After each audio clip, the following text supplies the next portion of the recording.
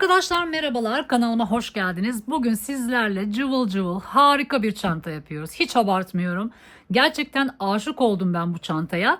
Yani kafamda böyle bir proje vardı ama ördükçe şekillendi ve bu hale geldi. Boyut olarak beni tatmin eden bir boyut oldu. Ne çok büyük ne çok küçük. Böyle çarşıya çıktığımız zaman bize ağırlık yapmayacak böyle pratik bir çanta oldu.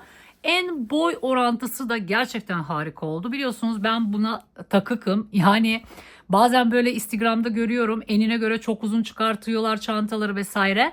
Ben gerçekten çok önemsiyorum. Üzerimde denerim, genel görünüşe bakarım ve o şekilde karar veririm. Ne kadar büyüklükte bir çanta çalışıyoruz. Ondan bahsedeyim. Sonra ip bilgisine zaten değineceğim. Şimdi bakın, çantanın formatı gereği her zamanki gibi ben böyle dümdüz çıkmadım. Hiç sevmediğim tarz bir çantadır. Tamam, bazı plaj çantaları vesaire farklı çantaları o şekilde çıkmamız gerekiyor. Ama bu tarz torba tarzı çantalarda ben illaki eksiltme yapıyorum. Artık beni tanıdıysanız bunu biliyorsunuz. Böyle dümdüz çıkartmıyorum çantaları. Birazcık çantayı yumuşatıyorum. Burada da aynı şekilde belli bir aşamadan sonra yine eksiltmeler yaptık. Bu eksiltmeler gerçekten muntazam oldu. Geçişte hiçbir böyle bir pürüz yok. Çok böyle muntazam bir dönüş oldu. Şimdi en geniş kısmını şöyle ölçeyim. Kabaca ölçüyorum arkadaşlar. 37-38 santim. Şu ağız kısmımız yaklaşık 30-31 santim. 3 sıra taban yapıyoruz arkadaşlar. 1, 2, 3 şu pembeye kadar şöyle bitmiş haliyle tığlama sonrası bakın 22 santim. Şöyle tamamını çantanın ölçeyim. Şöyle ölçtüğüm zaman 57 santim boyunda. Yani omuzunuza astığınız zaman omuzdan itibaren aşağıya kadar 57 santim uzunluğunda uzanmış olacak çantamız. Şu boşluk çok önemli arkadaşlar. Bütün markaların ölçtüğü boşluk budur zaten. 30 santim. Şu sapımızı şu gövdeden itibaren şöyle ölçersem şuradan itibaren şöyle ölçüyorum. Şu üçgen kısmında içine alıyorum arkadaşlar. 70 santim. Evet, başka ölçmediğim bir taraf var mı? Taban ölçmeye gerek yok. 30'a 9 santimlik bir taban çalıştım. Zaten tabanı detaylı bir şekilde gösteriyorum. Sonunda ölçü veriyorum. Burada önemli bir şeye değinmek istiyorum arkadaşlar. Bu modeli daha önce Mango Clutch'ta, yani bu tekniği Mango Clutch'ta kullanan çok oldu, yapan çok oldu. Ben hiç çalışmadım o modeli. Ama orada tabanı sık iğneden yaptı herkes. Ben de tabandan itibaren bütünleşsin istedim. O yüzden fıstıktan oluşan bir taban oluşturdum. Sadece birinci sırayı sık iğne yaptım. Sonra 3 sıra fıstık sırası örerek 30 çarpı 9 santimlik bir taban oluşturdum. Bu tabanı tamamen kendim deneyerek ortaya çıkardım. Burada bir takım artışlar yaparak zaten video içerisinde göreceksiniz. Bu yuvarlak tabanı oluşturdum. Tabanı yaptıktan sonra biraz örüyoruz ve eksiltmelere geçiyoruz arkadaşlar. Daha sonra burayı paylaştırıp iki üçgen şeklinde form veriyoruz ve uzun sapımızı örüyoruz.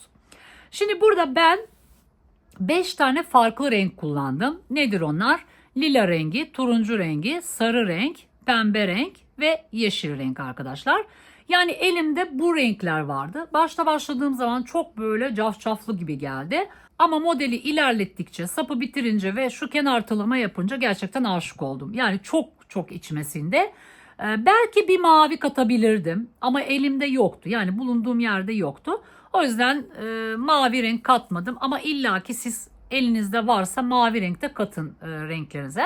Şimdi bu çantayı isterseniz tek renkte yapabilirsiniz. Ben mesela bu medium boy bir çanta, biraz daha büyüterek tek renk çalışmayı düşünüyorum. Kesinlikle de çalışacağımı düşünüyorum. Şimdi bundan neden bahsediyorum? Eğer vaktiniz yoksa, bir an evvel modeli çıkartmak istiyorsanız size önerim tek renk çalışmanızdır. Çünkü burada çok fazla renk geçişim var.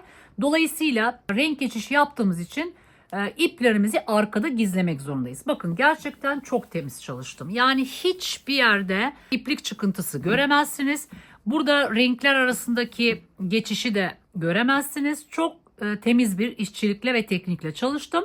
Umarım faydalı olur sizin için.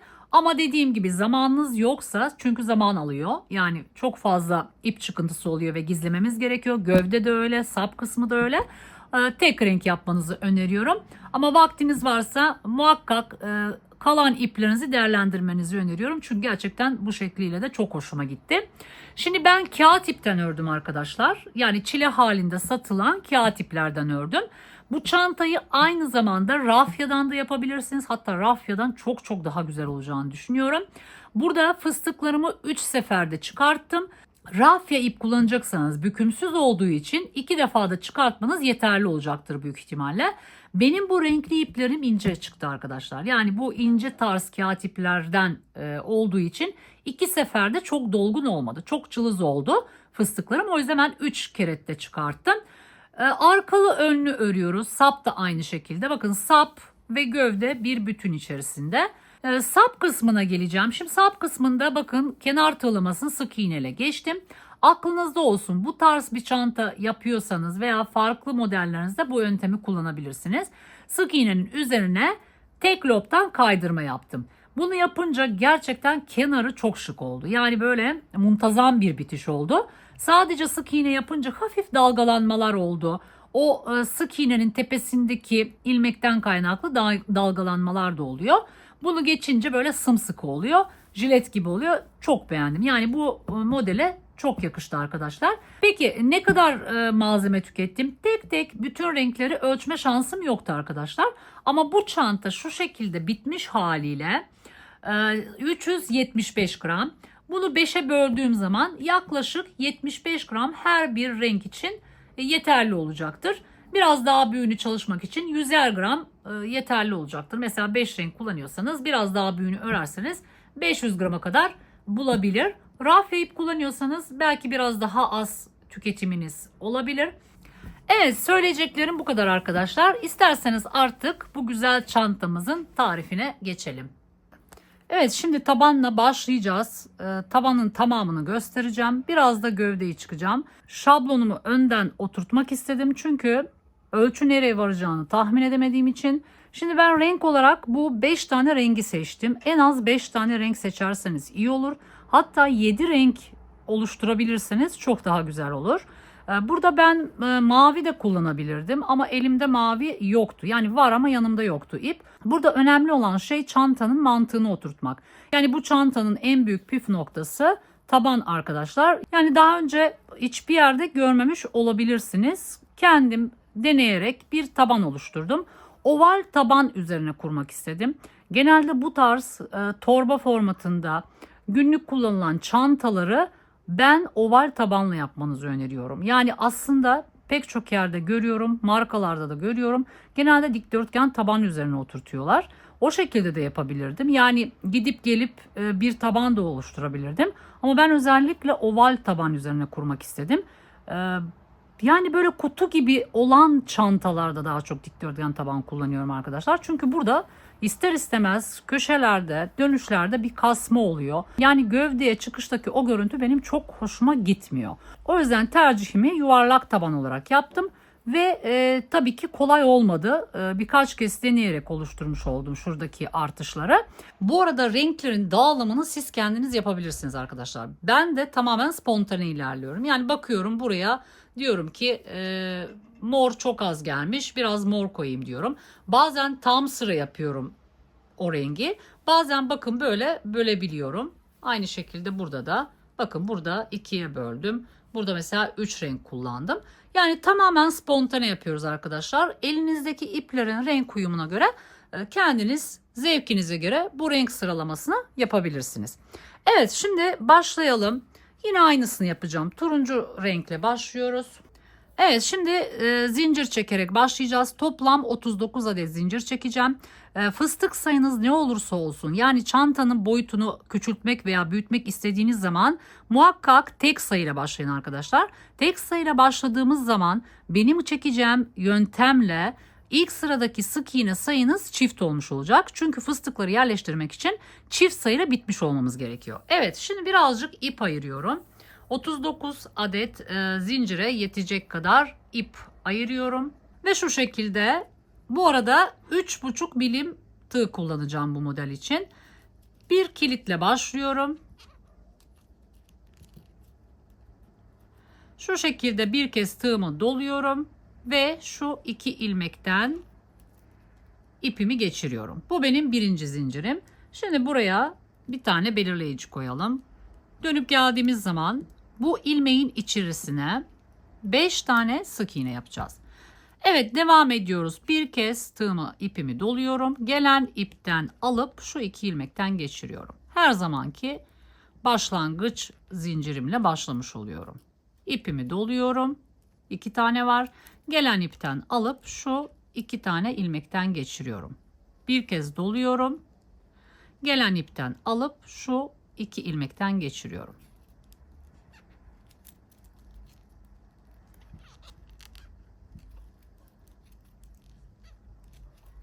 Evet, bu şekilde toplam 39 adet zincir çektim. Hemen bir ölçü vereceğim.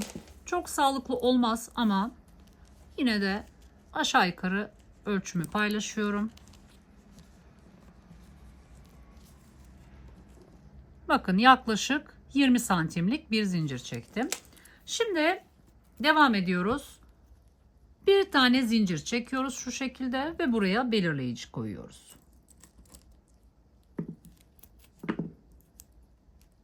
Bakın, şuraya çekmiş olduğum ilmeğe belirleyici koyuyorum. Dönüp geldiğim zaman şu belirleyicinin içerisine yine 5 tane sık iğne yapacağız dönüş için. Ve şimdi 39. ilmeğimle başlıyorum. Sık iğne yapıyoruz. Şimdi bakın, şu şekilde tığımı sokuyorum. İlmek alıyorum. Ve ilk sık iğnemi yapıyorum. Devam ediyorum. Bakın, şu şekilde tığımı sokuyorum. Şunu birazcık gezdireceğim. Sık iğne yapıyorum. Bakın, bu tarafta başaklarım var ve üstte başaklarım var. Şöyle göstereyim. Bakın, şuradan şu lobu yakalıyorum ve şuradaki lobu yakalıyorum.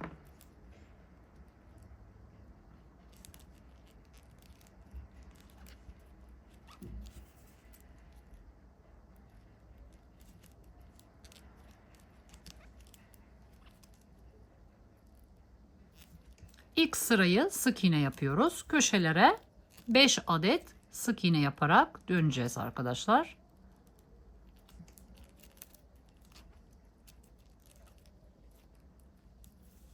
Evet, devam ediyoruz. Şuraya kadar geliyoruz. Şimdi sıramın sonuna geldim. Bakın, sıramın sonunda bir tane ilmeğim kaldı. Buraya belirleyici koymuştuk. Şuradan itibaren saydığınız zaman, bakın şuradan itibaren 1, 2, 3 diye saydığınız zaman toplam 38 tane sık iğneniz olması lazım. Çünkü bir tanesini dönüş için kullanacağız. Şimdi bu belirleyiciyi çıkartıyorum.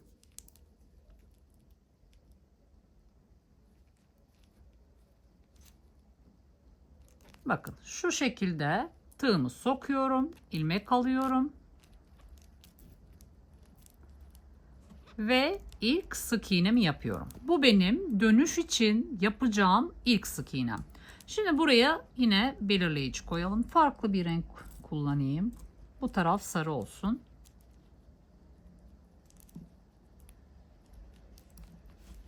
Şimdi bunun içerisine 4 tane daha yapacağız. Birincisini yaptım. Toplam 5'e tamamlayacağız. Aynı noktaya batıyorum. Ve ikinci sık iğnemi yapıyorum. Tekrar batıyorum aynı noktaya. Üçüncü sık iğnemi yapıyorum. Tekrar batıyorum. Dördüncü sık iğnemi yaptım. 1, 2, 3, 4 ve son kez batıyorum. Beşinci sık iğnemi yapıyorum. Şimdi buraya beşinciye belirleyicimi koyuyorum. 1 ve 5'e koymuş oldum. Şimdi devam ediyoruz arkadaşlar. Şimdi bakın, burası benim ortak noktam. İlk batacağım nokta şurası. Yine şurada zincirin V gibi olan kısmına batıyoruz. Bakın, şuralara batacağız. Şuralara batacağız. İki kanattan batacağız. Şimdi karşı tarafı yapıyoruz. Karşı tarafı yapıyoruz. 38 tane sık iğne yapacağız. Bakın, şu şekilde battım. İki kanattan Ve ilk sık iğnemi yaptım. Gövdeye ait olan ilk sık iğne. Devam ediyoruz. Bakın bu şekilde batıyoruz.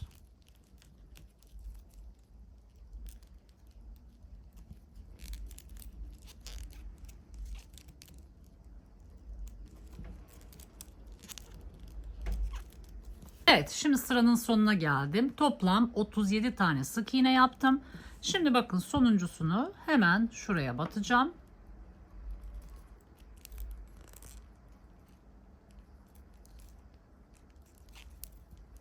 Ve 38'e tamamlamış olacağım. Her iki kenarda 38 tane sık iğnem var. Bu dönüşte 5 tane sık iğnem var. Şimdi burada hatırlarsanız bir tane belirleyici koymuştum. Bu belirleyiciyi çıkartıyoruz. Çıkarttığımız noktaya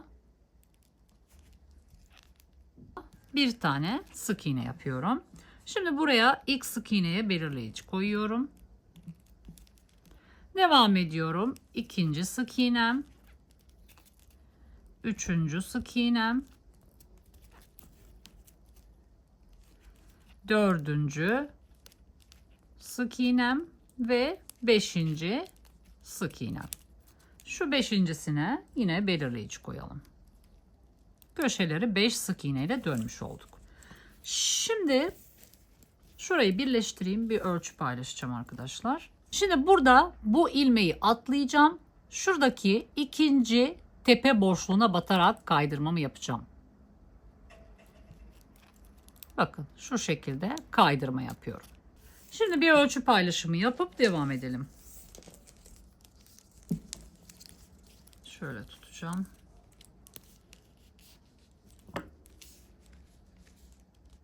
...22 santim. İlk sıramız 22 santim. Şimdi devam ediyoruz. Şimdi burada şöyle göstereyim. Bakın şu ilk sırayı tamamladık. Şimdi artık ilk fıstık sırasına başlıyoruz. Burada toplam 19 tane fıstık olacak. Köşelerde de 4 tane fıstık olmuş olacak. Yani ilk sırada toplam 46 fıstıkla tamamlamış olacağız arkadaşlar. Şimdi başlayalım. Fıstıklarımızı nasıl yapıyoruz? Şimdi şu şekilde yapıyoruz. Kaydırmamızı yaptık. 1, 2, 3. Şimdi 3 zincir çektikten sonra geri dönüyoruz. Bakın şuradaki kaydırma noktasından fıstığımızı oluşturacağız.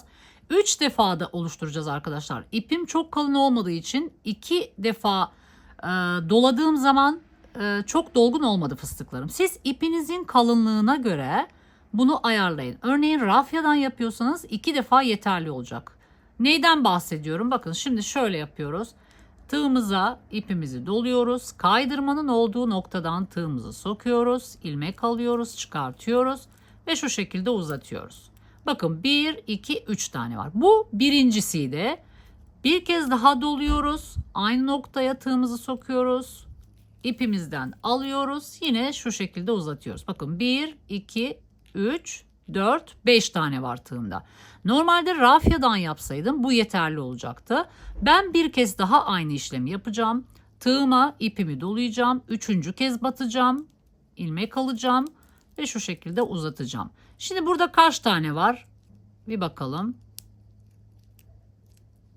1, 2, 3, 4, 5, 6 ve 7. 7 tane var. Şu şekilde ipimden alıyorum. 6 tanesinden geçiriyorum. Bakın 2 tane kaldı. Şimdi bu ikisinden geçiriyorum. Bu şekilde fıstığımızı oluşturuyoruz. Şimdi tam şu tepe noktasına belirleyici koyalım. Burası bizim birleştirme noktamız olacak. Bakın şöyle koydum.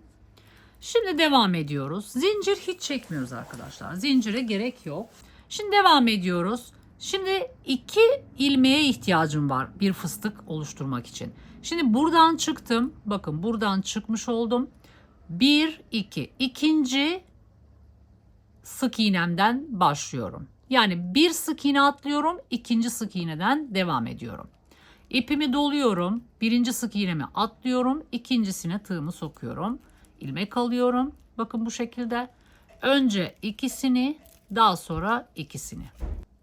ikili trabzan yapmış oldum. Burada zincir çekmiyoruz aralarda. Devam ediyoruz. Tığımıza ipimizi doluyoruz. Geri dönüyoruz. Bir önceki sık iğneden, yani atlamış olduğumuz sık iğneden giriyoruz. Şu şekilde tığımı sokuyorum, ilmek alıyorum, uzatıyorum. Bakın 3 tane var. İpimi doluyorum, aynı noktaya giriyorum ve uzatıyorum. Bakın 5 tane var. Tekrar ipimi doluyorum, aynı noktaya giriyorum 3. kez. Çekiyorum. Burada 7 tane var.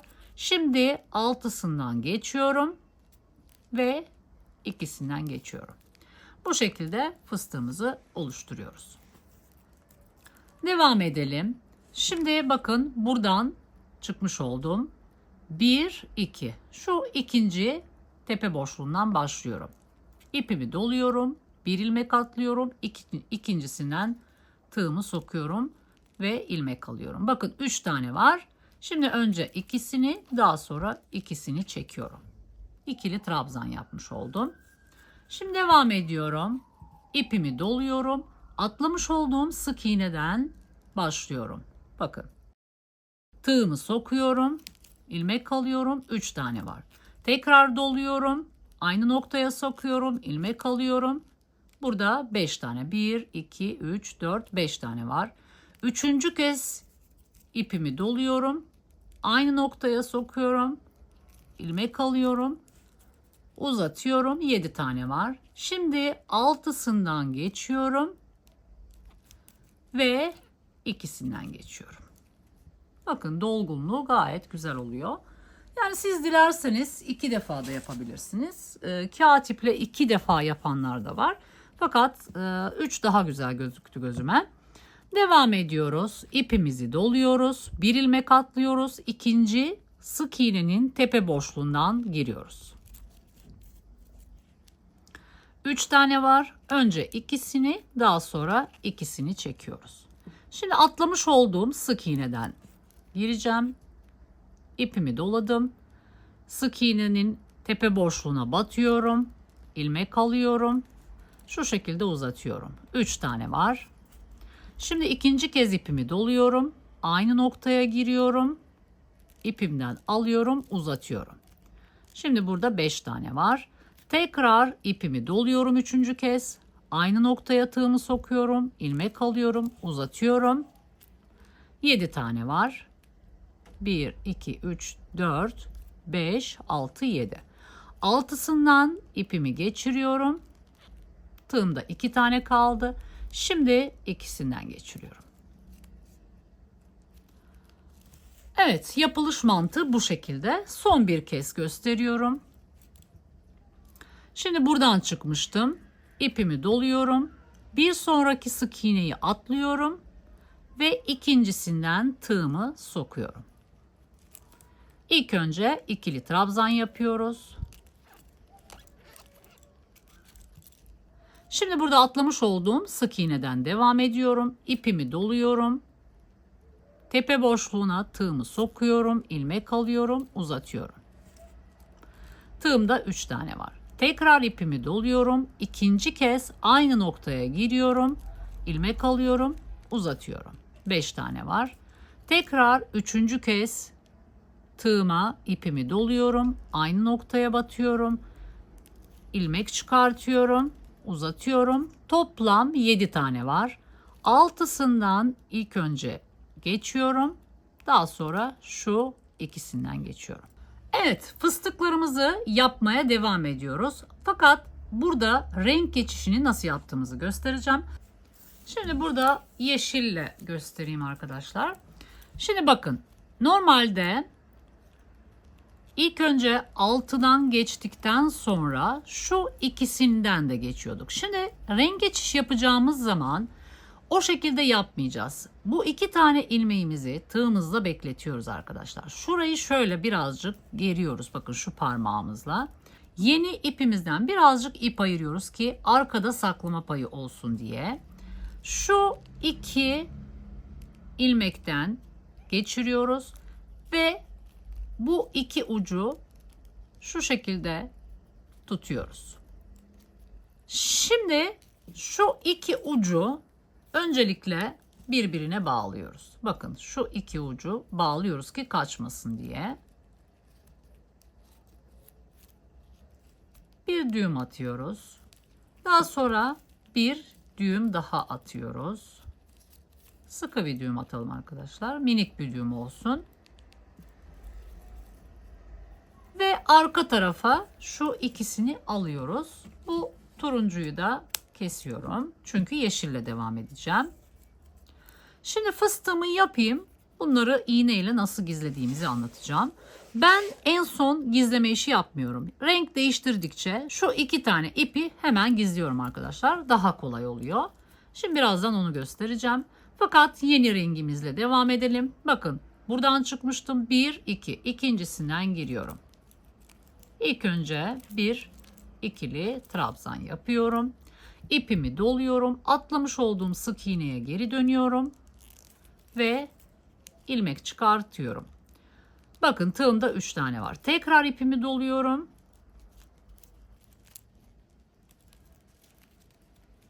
Ve şimdi altısından geçiyorum. Ve ikisinden geçiyorum. Tekrar göstereyim. Bakın 1, 2. İkincisinden giriyorum. Önce ikili trabzanımı yapıyorum. Şimdi ipimi doluyorum. Geri döndüm. 3 defa da fıstığımı oluşturacağım. Şimdi burayı biraz hızlı yapayım. 2 ve 3. Altısından geçiriyorum. Daha sonra ikisinden geçiriyorum. Bakın bu şekilde devam ediyoruz. Geçişimiz hiç belli olmuyor. Şimdi iplerimizi nasıl saklıyoruz? Burada şöyle minik düğüm yapmıştım. Şimdi şöyle yapıyorum. İlk önce turuncu olan ipime iğnemi takıyorum. Daha sonra bakın şuradan aradan geçiriyorum. Buradaki düğümü yapmazsanız burası bolluk yapar arkadaşlar. Sökülme ihtimali olur. Çift düğüm yapmanız yerinde olacaktır. Daha sonra bu ipin uzantısını bir şekilde arkada saklıyoruz. Bakın şimdi şurada sıkı olan bir nokta var. Oradan geçiriyorum. Daha sonra geliyorum. Şuradan geçiriyorum. Birazcık gezdiriyorum.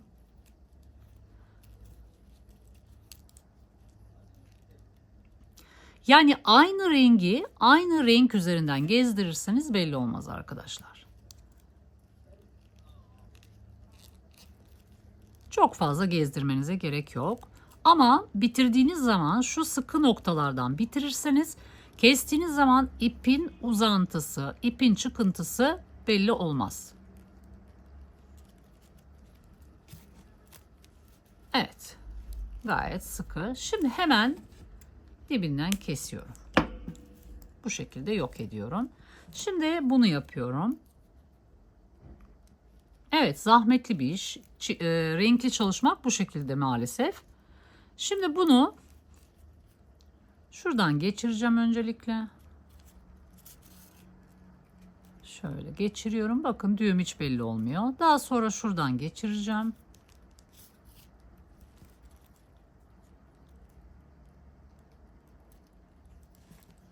Şunu birazcık ilerletmem lazım arkadaşlar ki gizleyebileyim. Birkaç tane hızlıca yapıyorum.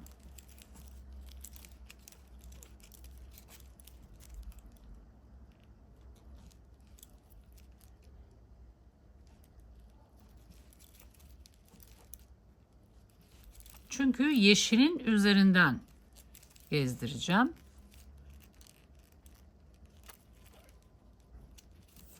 Bir tane daha yapayım yeterli.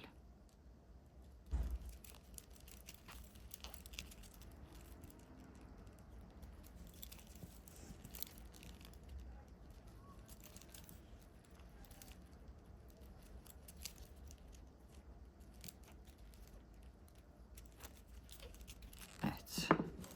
Şimdi burada gizleme işlemini yapalım. Şimdi buradaydım. Şuradan yine şu noktalardan geçiş yapacağım, sıkı noktalardan.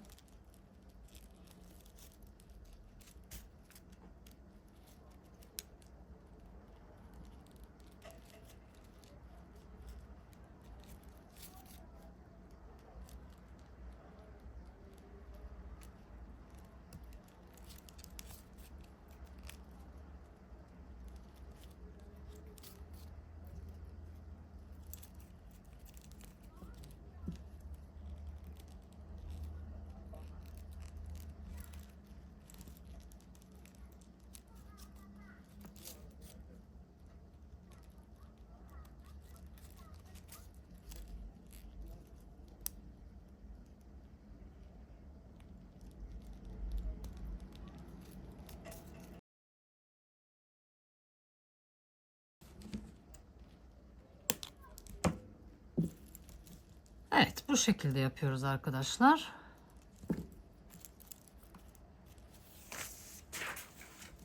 Evet, bu şekilde fıstıklarımıza devam ediyorum. Tam şu sarı belirleyicinin önüne kadar geliyorum.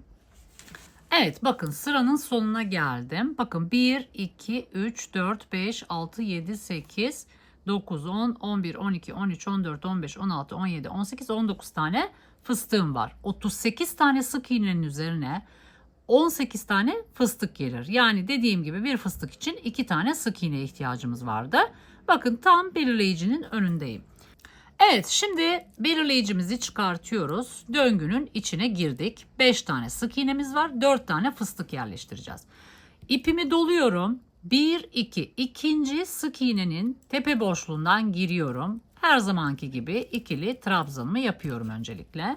Şimdi tekrar ipimi doluyorum ve bırakmış olduğum sık iğnenin tepe boşluğuna fıstığımı doldurmaya başlıyorum. Bakın 1, 2, 3. 3 defa da çekiyorum. Önce altısını, daha sonra ikisini çekiyorum. Şimdi birinci fıstığımı yaptım. Hemen bu döngünün başına, bakın şuraya belli olsun diye fıstıklarımızı sayacağız. Belirleyici koyuyoruz. Şimdi birinci fıstığımı yaptım dönüş için olan. Şimdi ikincisini nasıl yapacağız? İkincisini şöyle yapıyoruz arkadaşlar. Normalde burada düz sırada nasıl yapıyorduk? Birinci ilmeği atlayıp ikincisinden başlıyordum. Şimdi burada dönüşte bunu yapmayacağız. Burada çıkmış olduğum nokta bu. Bunu 1 sayacağız. Yani hemen yanındaki sık iğne ile başlayacağız. Yani sık iğne atlamadan yapacağız. Hepsini de aynı şekilde yapacağız. İpimi doluyorum. Bakın çıkmış olduğum nokta bu. Ben bir sonraki sık iğneden tığımı sokup ilmek alıyorum ve önce ikili trabzanımı yapıyorum. Şimdi tekrar ipimi doluyorum. Şimdi fıstığımı nereden doldurmaya başlayacağım? Bir önceki fıstığın çıkış noktası. Yani burayı ortak kullanacağız arkadaşlar. Fıstığımı buraya yapıyorum.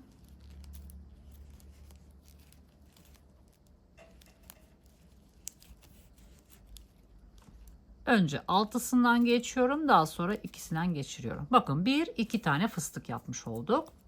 Şimdi burada yine aynı şeyi tekrarlayacağım. Bakın buradan çıkmıştım. Buradan çıktığım için bir sonraki sık iğne ile başlıyorum. İpimi doluyorum.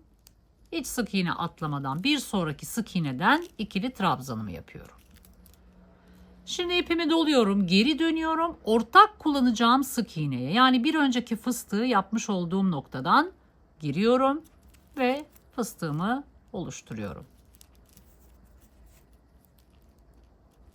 Hep aynı noktaya batarak fıstığımı oluşturuyorum.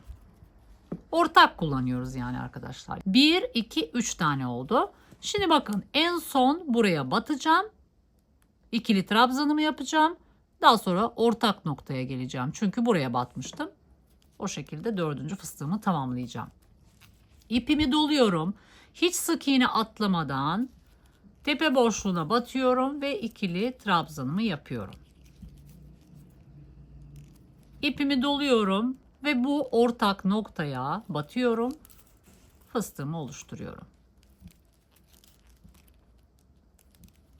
Umarım anlaşılmıştır arkadaşlar.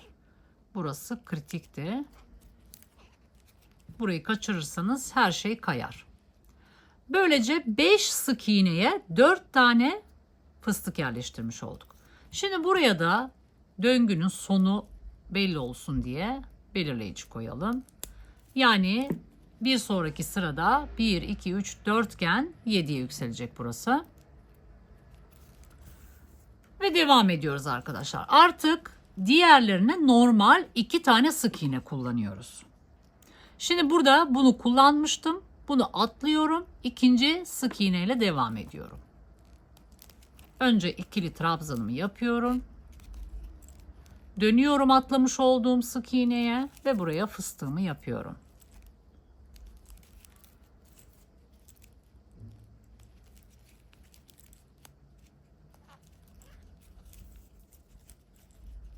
Buradan çıkmıştım. Bir sık iğne atlıyorum. İkincisinden başlıyorum. Önce ikili trabzanımı yapıyorum. İpimi doluyorum. atlamış olduğum sık iğneye geri dönerek fıstığımı oluşturuyorum.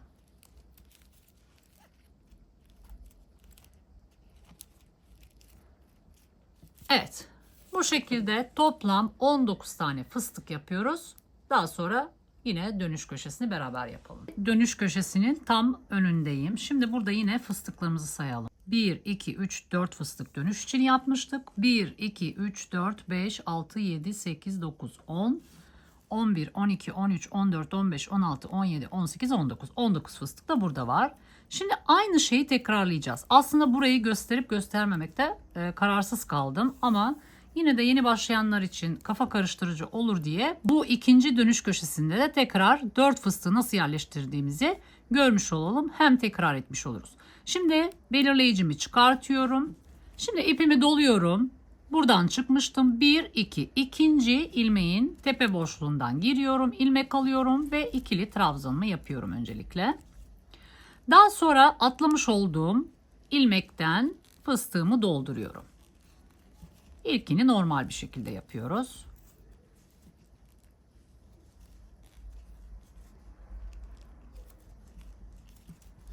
Şimdi birinci fıstığımı yaptım. Döngünün başına belirleyicimi tekrar takıyorum. İkinci fıstığımıza geçiyoruz. İpimi doluyorum. Şimdi çıkmış olduğum ilmekten sonraki ilmekle başlıyorum. İkili trabzanımı yapıyorum. İpimi doluyorum ve ortak noktaya giriyorum.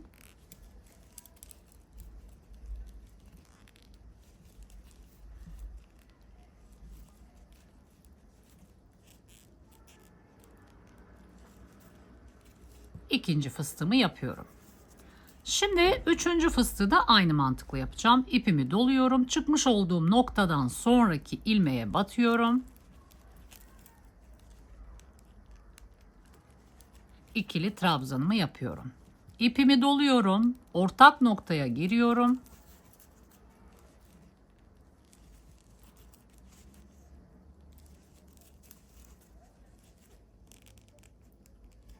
Ve fıstığımı tamamlıyorum. 1, 2, 3 tane oldu. Şimdi son fıstığımızı yapacağız. Bakın burası ortak noktamız. Bir tane ilmeğim var. İkili trabzanımı yapıyorum. İpimi doluyorum. Ortak noktaya giriyorum.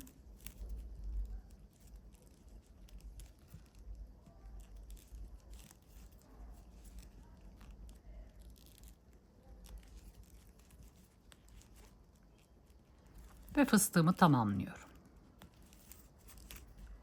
1, 2, 3, 4 tane fıstık yapmış olduk. Şu döngünün sonuna belirleyicimi koyuyorum. Şimdi burada sıranın sonuna gelmiş olduk. Şu belirleyici koyduğumuz noktadan kaydırma ile birleştirme yapacağız. 3 zincir çekip ters çevireceğiz ve bu taraftan devam edeceğiz. Bir önden bir arkadan öreceğiz örneğimizi. Dolayısıyla aynı rengi tekrar etmemek için burada ipimi değiştireceğim. Şimdi burada sarı ip kullanalım.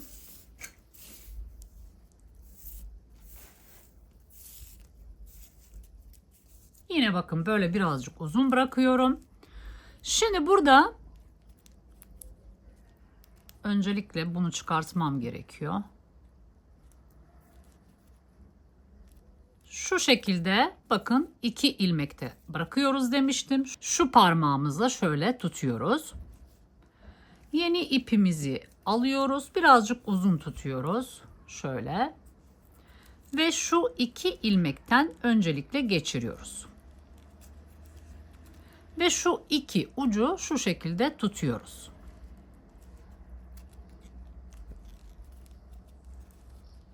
Şimdi burada bir düğüm atıyoruz. Bakın bunu atmazsak şuradan sökülebilir.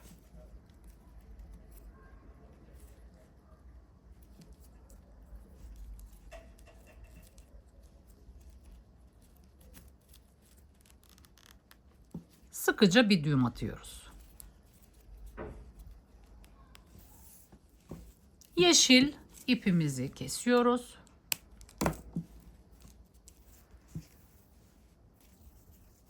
ve sarı iple devam ediyoruz. Bunları daha sonra gizleyeceğiz. Şimdi burada bakın şu belirleyici koyduğumuz noktadan birleştirme yapıyoruz. Kaydırma yapıyoruz. 3 zincir çekiyoruz. 1, 2, 3 ve ters çeviriyoruz. Geriye dönüyoruz arkadaşlar ve şuradaki bakın şöyle gözüküyor mu? Tam şu aradaki boşluktan giriyoruz. İpimi doluyorum. Aradaki boşluğa bakın. Aradaki boşluğa zincirin içi değil. Aradaki boşluğa batıp ilmek alıyorum ve fıstığımı oluşturuyorum.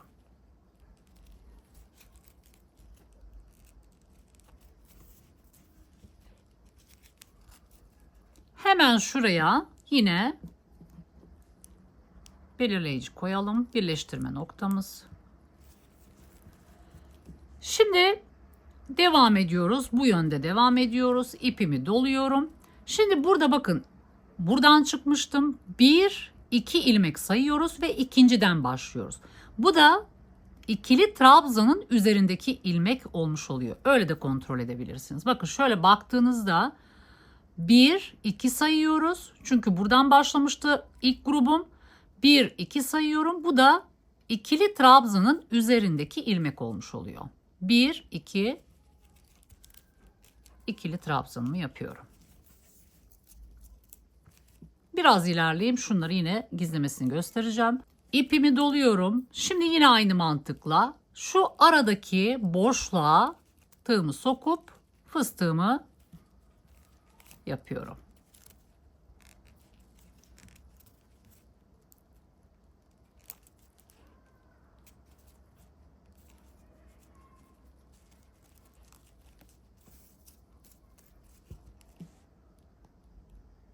Şimdi burada tersinden başladığım için aslında döngünün içindeyim ben artık arkadaşlar. Bakın 1, 2, 3, 4 tane fıstığım var.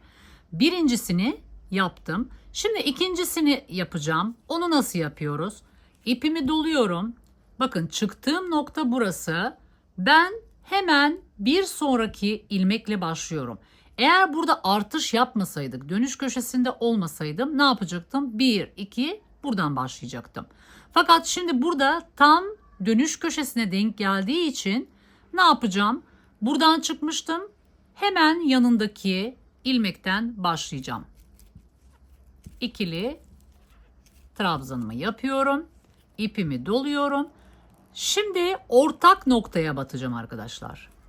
Aynen bir önceki sıradaki mantıkla yapıyoruz.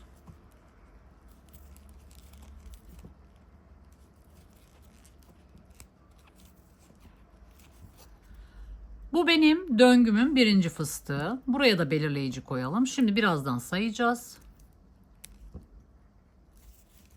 2 tane oldu. Şimdi burayı tamamlayayım. Bu saklama işini sona bırakıyorum arkadaşlar. Karışmasın. Devam ediyoruz. İpimi doluyorum. Bakın buradan çıkmıştım. Bir sonraki ilmekten giriyorum ve önce ikili trabzanımı yapıyorum. İpimi doluyorum. Ortak noktaya giriyorum. İlmeğin tepesine giriyorum ve fıstığımı yapıyorum.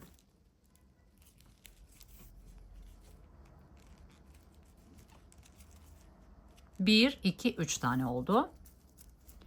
Aynı mantıkla devam ediyorum. İpimi doluyorum. Bakın buradan çıkmıştım. Bir sonraki ilmeğe giriyorum ve öncelikle ikili trabzanımı yapıyorum. İpimi doluyorum. Ortak noktaya giriyorum. Bakın daha önce yapmış olduğum ilmekten giriyorum ve fıstığımı dolduruyorum.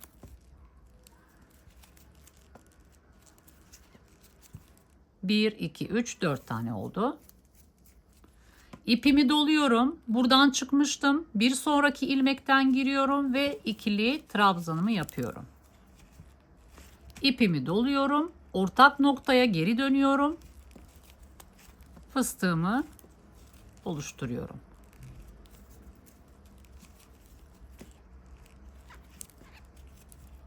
Bir, iki, üç, dört, 5. 2 tane kaldı. İpimi doluyorum. Buradan çıkmıştım. Bir sonraki ilmeğin bakın tepesine batıyorum. İkili trabzanımı yapıyorum. İpimi doluyorum. Geri dönüyorum ortak noktaya ve fıstığımı tamamlıyorum.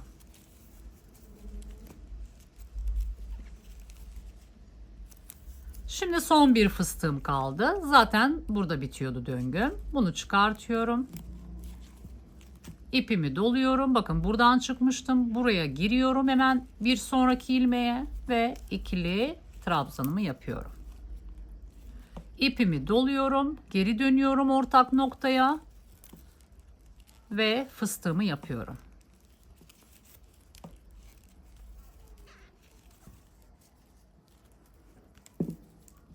Ve bu şekilde tamamlıyorum. Yani bir alt sıradaki mantığın aynısı arkadaşlar. Hiç değişen bir şey yok.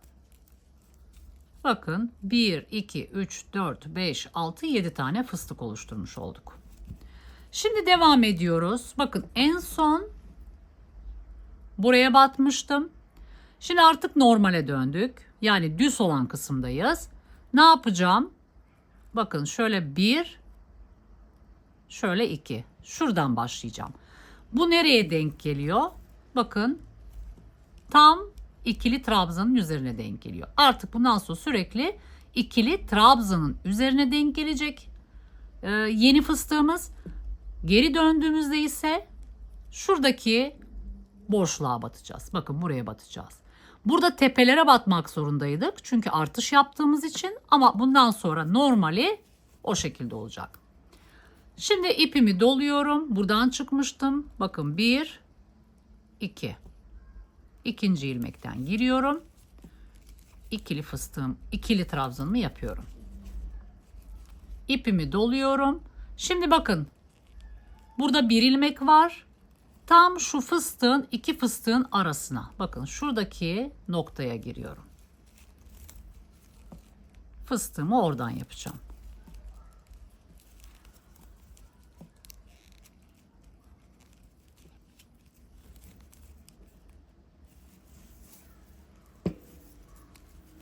Devam ediyorum. İpimi doluyorum. Bakın buradan çıkmıştım. 2 ilmek sayıyorum. 1, 2. Şurası oluyor.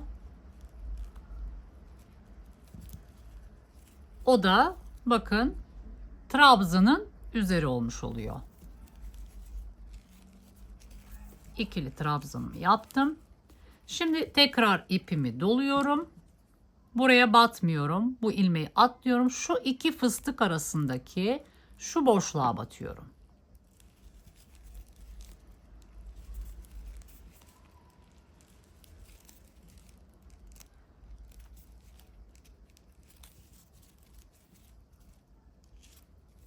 Son bir kez gösteriyorum. İpimi doluyorum. Buradan çıkmıştım. 1, 2 sayıyorum. Trabzanın tam üzeri olmuş oluyor. İkili trabzanımı yapıyorum. İpimi doluyorum. Şu iki fıstık arasındaki bakın boşluğa sokup fıstığımı yapıyorum.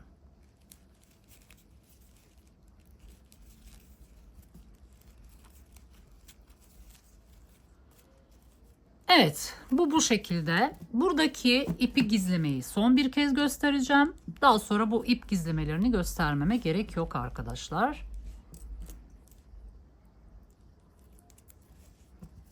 Şimdi bakın burada kalmış ipim. Şuradan hemen geçireceğim. Şöyle bir kez daha geçireyim.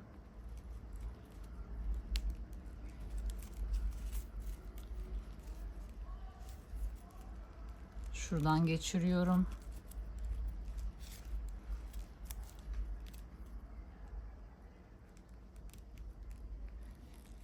Bakın şurada sıkı noktalar var. O noktalardan geçirirseniz ipinizi kestiğiniz zaman dibinden oradaki noktalardan çıkıntı olmaz arkadaşlar.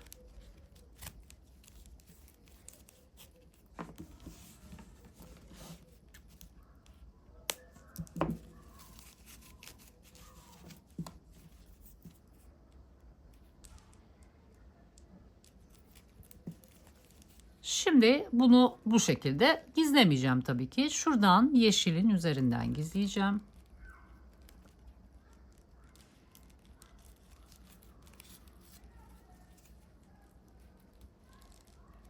Bakın şu dibinde sıkı noktalar var. Oradan geçiriyoruz.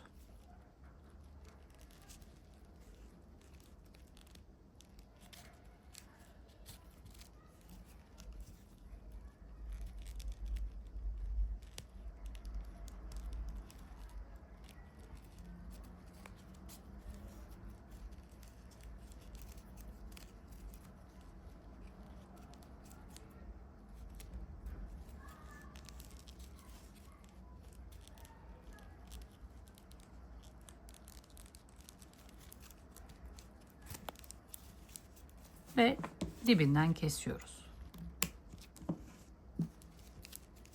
Yani hem düğüm atmış olduk hem de aralardan gezdirmiş olduk. Bu şekilde yapıyoruz. Evet, devam ediyoruz arkadaşlar. Bu şekilde örelim. Şu dönüş köşesinde tekrar 4 fıstıktan 7 fıstığa nasıl yükseldiğimizi görelim. Evet, şimdi ikinci dönüş köşesine geldim. Burada da saydığınız zaman 19 tane fıstığınız olması lazım. Şimdi döngünün içine giriyoruz arkadaşlar. Belirleyicimi çıkartıyorum. İpimi doladım. Bakın 1 2. İkinci tepeden giriyorum ve ikili trabzanımı yapıyorum. Şimdi ipimi doluyorum. Bakın tam şu iki fıstık arasına giriyorum. Çekiyorum ve bu şekilde 3 defa da fıstığımı yapıyorum. Bu benim döngümün içindeki ilk fıstık. Şuraya belirleyici koyalım döngünün başına. Şimdi birincisini her zamanki gibi yapmış olduk. İkincisinde ne yapıyoruz? İpimi doluyorum. Bakın buradan çıktım. Şu hemen birinci ilmekle devam ediyorum.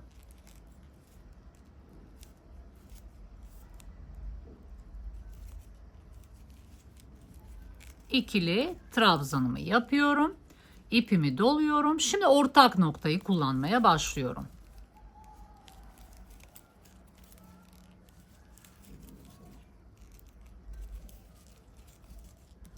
İkinci fıstığımı yaptım. Şimdi üçüncü fıstığıma geçiyorum. Bakın buradan çıktım. Hemen yanındaki ilmekle başlıyorum. İlmek atlamıyoruz yani. Şimdi geri dönüyorum. Ortak noktayla devam ediyorum.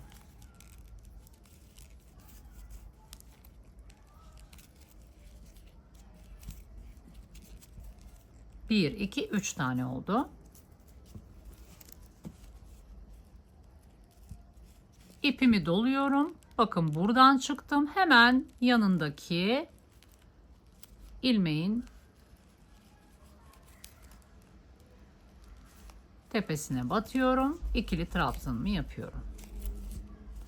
İpimi doluyorum. Bakın çıktığım noktaya giriyorum.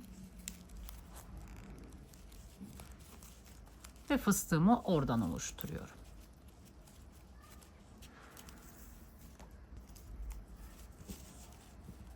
Devam ediyoruz. Tığımıza ipimizi doladık. Bakın buradan girmiştim. Hemen bir sonraki ilmekle devam ediyorum. İkili trabzanımı yapıyorum. İpimi doluyorum. Geri dönüyorum ortak noktaya ve fıstığımı oradan oluşturuyorum.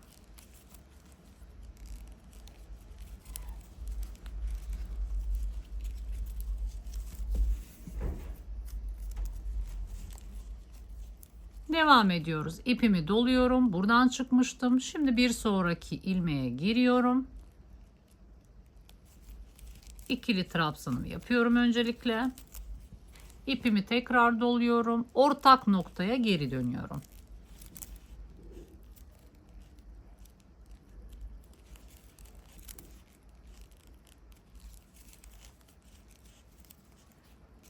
Ve fıstığımı oluşturuyorum. 1, 2, 3, 4, 5, 6. Son bir fıstığım kaldı.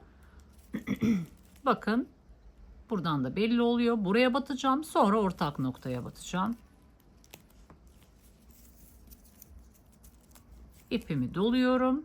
Hemen ortak noktadan sonraki ilmeğe giriyorum. İkili trabzanımı yapıyorum. İpimi tekrar doluyorum. Geri dönüyorum. ortak noktadan giriyorum.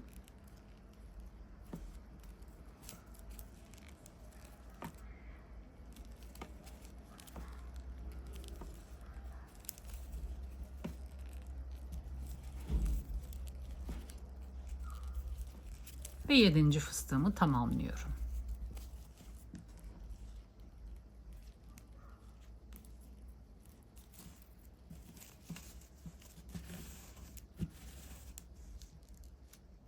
Evet.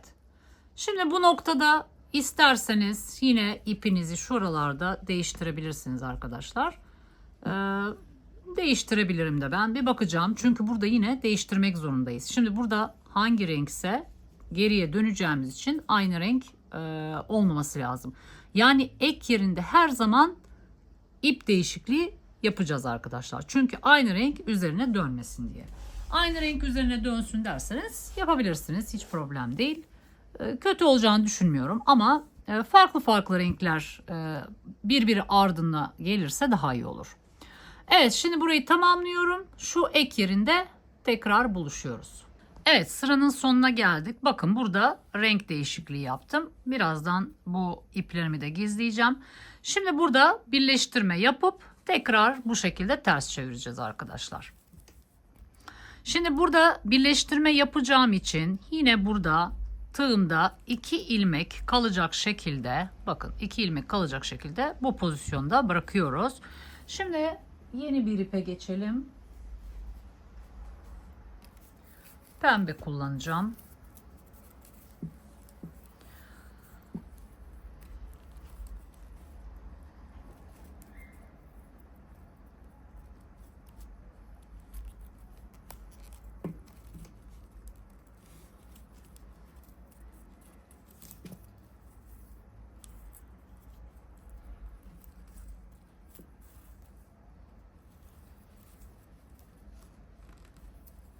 Çift düğüm yapıyoruz.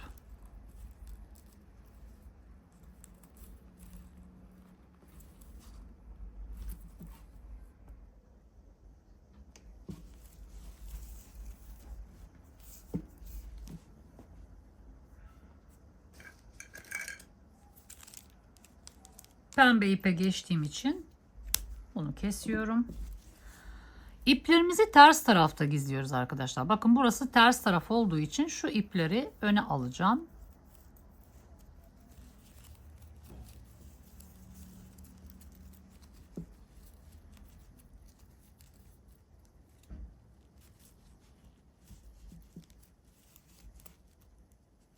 Şimdi bu kırmızının olduğu nokta sıranın başı ve sonu, yani birleştirme yapacağım nokta. Bu maviler döngünün içerisindeki fıstıklarımı gösteren belirleyiciler.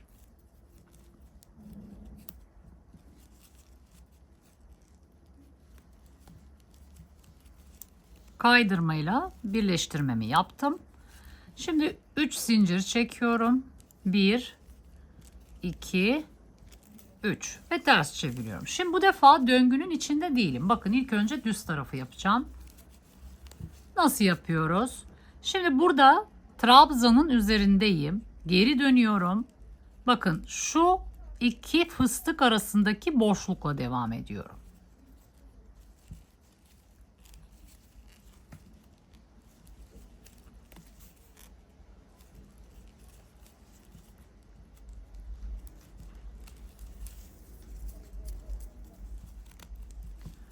Üçüncü fıstık sırasına geçtik bu arada arkadaşlar. Burası ek yerim. Yine şu tepesine kırmızı belirleyicimi koyuyorum. Ve devam ediyorum. İpimi doluyorum. Şimdi bakın şurayı kullanmış oldum. 1 2 ikinci ilmekten ikili trabzanımı yapıyorum. İpimi doluyorum, geri dönüyorum. Yine şu boşluktan tığımı sokup fıstığımı yapıyorum.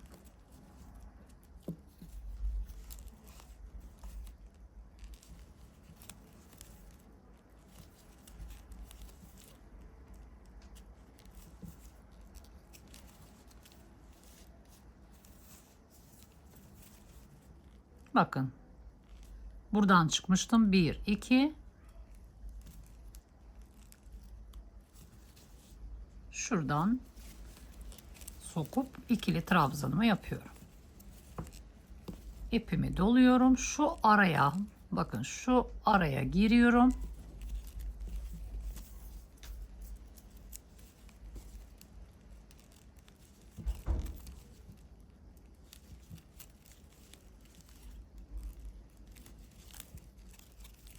Fıstığımı yapıyorum. Şimdi bu düz kısmı geçiyorum. Yine 19 tane olacak arkadaşlar. Şimdi burada 3. fıstık sırasının artışını yapacağız. Döngünün içine gireceğiz ve burada 7 fıstıktan 13 fıstığa yükseleceğiz. Evet, şimdi 3. sıranın ilk dönüş köşesindeyiz. Döngünün içine giriyorum. Ne yapıyoruz? Yine aynı mantıkla hareket ediyoruz. İpimi doluyorum. Bakın şimdi burada ilkini normal yapıyoruz. En son buradan çıkmıştım. Bakın 1, 2. İkinciye sık iğnenin tepesinden giriyorum. Ve ikili trabzanımı yapıyorum. Şimdi ipimi tekrar doluyorum. Burada artık şu boşluğa batabilirim.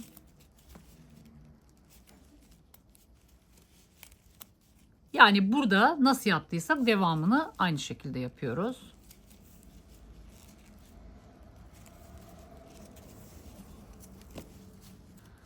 Şimdi bundan sonra bu arada bunu koyalım arkadaşlar. Döngünün başı. Şimdi ilk fıstığımızı yaptık. İpimizi doluyoruz. Buradan çıkmıştım. İlk ilmekle başlıyoruz. İlmek atlaması yapmıyoruz burada.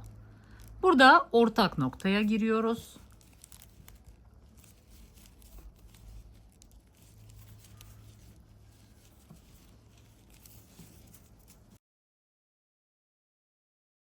İpimi doluyorum. Buradan çıkmıştım. Bir sonraki ilmeğe giriyorum. Ve ortak noktaya geri dönüyorum. Biraz hızlı anlatıyorum çünkü aynı şeyi yapıyoruz arkadaşlar. 3 fıstığım oldu. İpimi doluyorum. Buradan çıkmıştım. İlk ilmeğe batıyorum. İkili trabzanımı yapıyorum. İpimi doluyorum. Ortak noktaya giriyorum. Fıstığımı yapıyorum.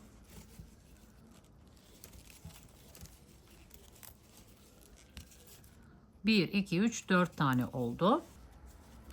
İpimi doluyorum. Burayı ortak noktaya atlıyorum. İlk ilmeğe batıyorum. İkili trabzanımı yapıyorum. Dönüyorum. Ortak noktaya fıstığımı yapıyorum.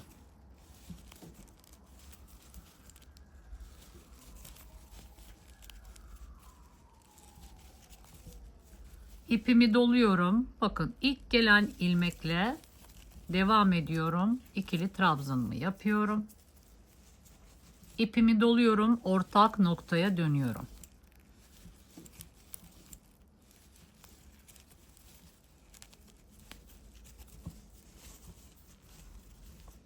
Bir, iki, üç, dört, beş, 6 tane oldu. İpimi doluyorum.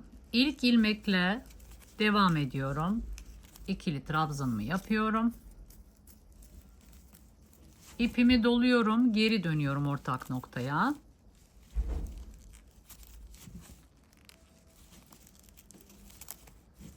Fıstığımı tamamlıyorum. İpimi doluyorum. Bakın buradan çıkmıştım. İlk ilmeğe batıyorum. İkili trabzanımı yapıyorum. Ortak noktaya dönüyorum. Fıstığımı yapıyorum.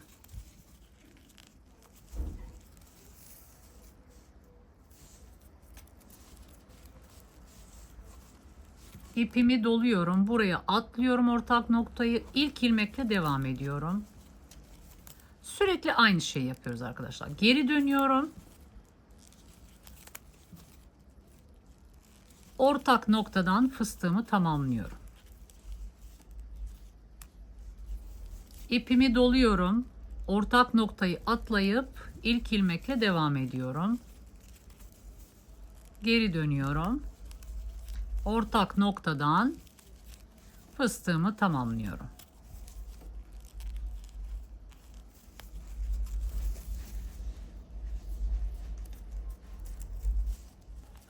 İpimi doluyorum. Bunu atlıyorum. Bir sonraki ilmeğe batıyorum. İkili trabzanı yapıyorum.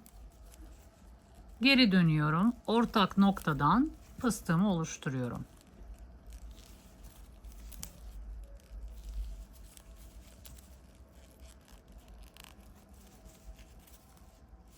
İpimi doluyorum. Bakın buradan çıkmıştım. Bir sonraki ilmeğe ikili trabzanımı yapıyorum. İpimi doluyorum. Ortak noktaya geri dönüyorum.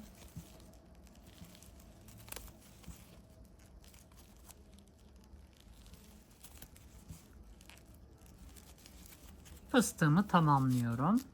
Sayalım: 1, 2, 3, 4, 5, 6, 7, 8, 9, 10, 11, 12. Son fıstığım kaldı.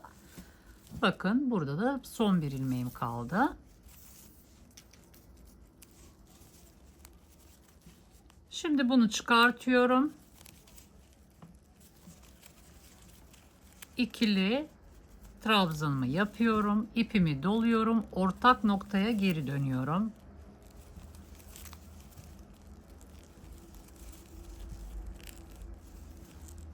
Ve burada döngüyü tamamlıyorum.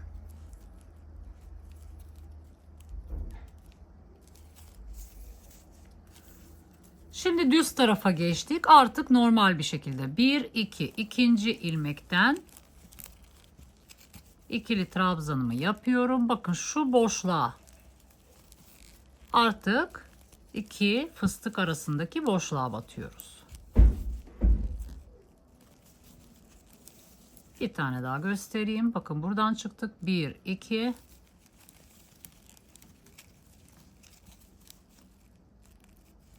Şu boşluğa, bakın şuradaki boşluğa batıyorum.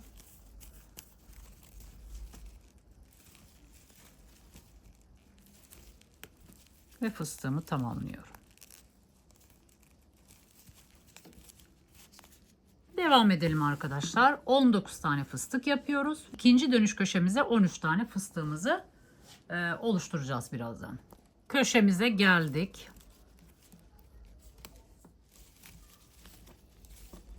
Şimdi döngünün içine giriyoruz. İpimi doladım. Buradan çıkmıştım. 1, 2. İkinci ilmekten ikili trabzanımı oluşturuyorum.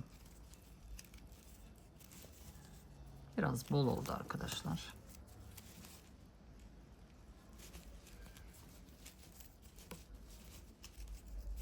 İpimi doluyorum. Bakın şuradaki boşluğa gireceğim.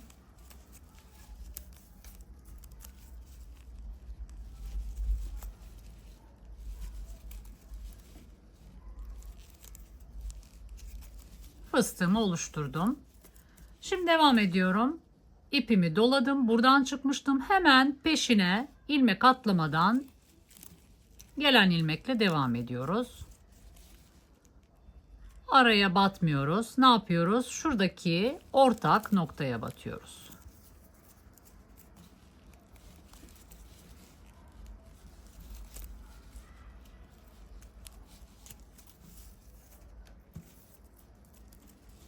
Devam ediyoruz. Bir sonraki ilmekle. Artık çok ayrıntılı anlatmıyorum arkadaşlar. Çünkü çok kez yaptık. Aynı mantıkla devam ediyoruz.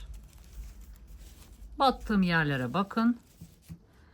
Bunu tamamladık. İpimi, yani sürekli geri dönüp ortak noktalara batıyoruz. İpimi doladım. İlk ilmekle devam ediyorum. İkili trabzanımı oluşturuyorum. Geri dönüyorum ortak noktaya. Fıstığımı oluşturuyorum. İpimi doluyorum. Buradan çıktım. İlk ilmeğe batıyorum. Geri dönüyorum ortak noktaya.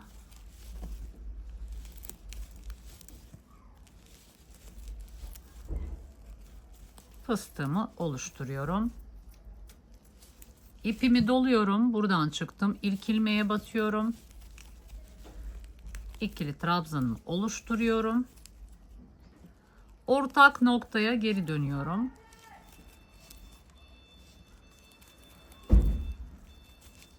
Fıstığımı oluşturuyorum. İpimi doluyorum. Buradan çıkmıştım. İlk ilmeğe batıyorum. Geri dönüyorum ortak noktaya.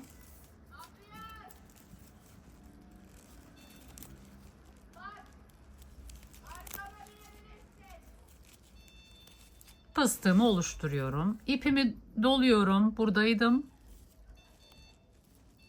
Şu ilk ilmeğe batıyorum. İkili trabzanımı yapıyorum. İpimi doluyorum, geri dönüyorum. Ortak noktadan fıstığımı oluşturuyorum.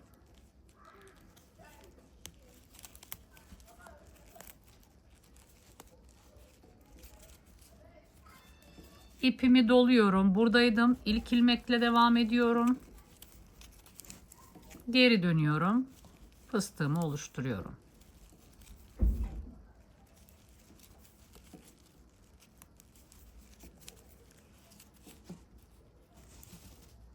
Şimdi bu arada başına belirleyici koymadık. Bakın koymazsanız kaybedersiniz. Nasıl kontrol edeceğiz? Şimdi buradaydım. 1, 2, 3, 4, 5, 6, 7, 8, 9, 10, 11, 12, 13, 14, 15, 16, 17, 18, 19. Demek ki şuradan başlıyor. Buradan başlıyor. 1, 2, 3, 4, 5, 6, 7, 8, 9 tane olmuş. Devam ediyoruz. Bunu atlıyorum. İlk ilmekle devam ediyorum. Geri dönüyorum. Fıstığımı oluşturuyorum.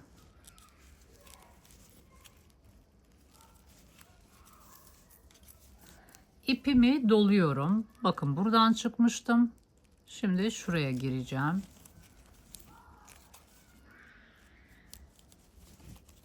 Geri dönüyorum. Ortak noktaya.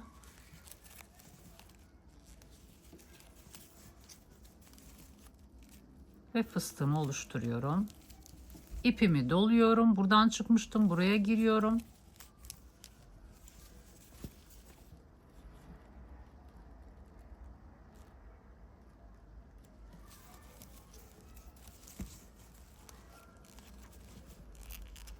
İkili trabzanımı oluşturuyorum. Geri dönüyorum.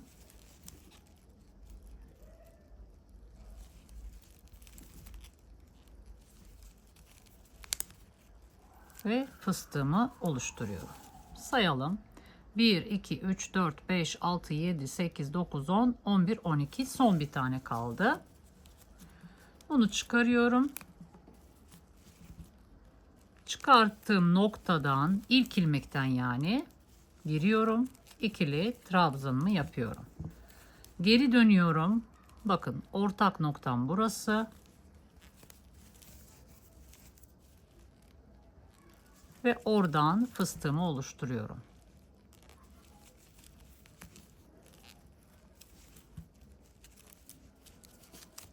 Böylece tamamlıyorum.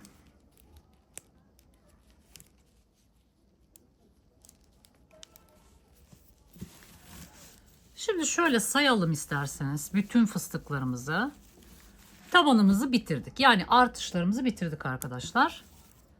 1, 2, 3, 4, 5, 6, 7, 8, 9, 10, 11, 12, 13, 14, 15, 16, 17, 18, 19, 20, 21, 22, 23, 24, 25, 26, 27, 28, 29, 30, 31, 32, 33, 34, 35, 36, 37, 38, 39, 40, 41, 42, 43, 44, 45, 46, 47, 48, 49, 50, 51, 52, 53, 54, 55, 56, 57, 58, 59, 60, 61, 62, 63 ve 64. 64 fıstıkla 3. sıramızı tamamlamış olduk. Şimdi şöyle ölçtüğüm zaman şöyle ütü de olacak bu. Bakın 30 santim. Bir de genişliğini ölçelim.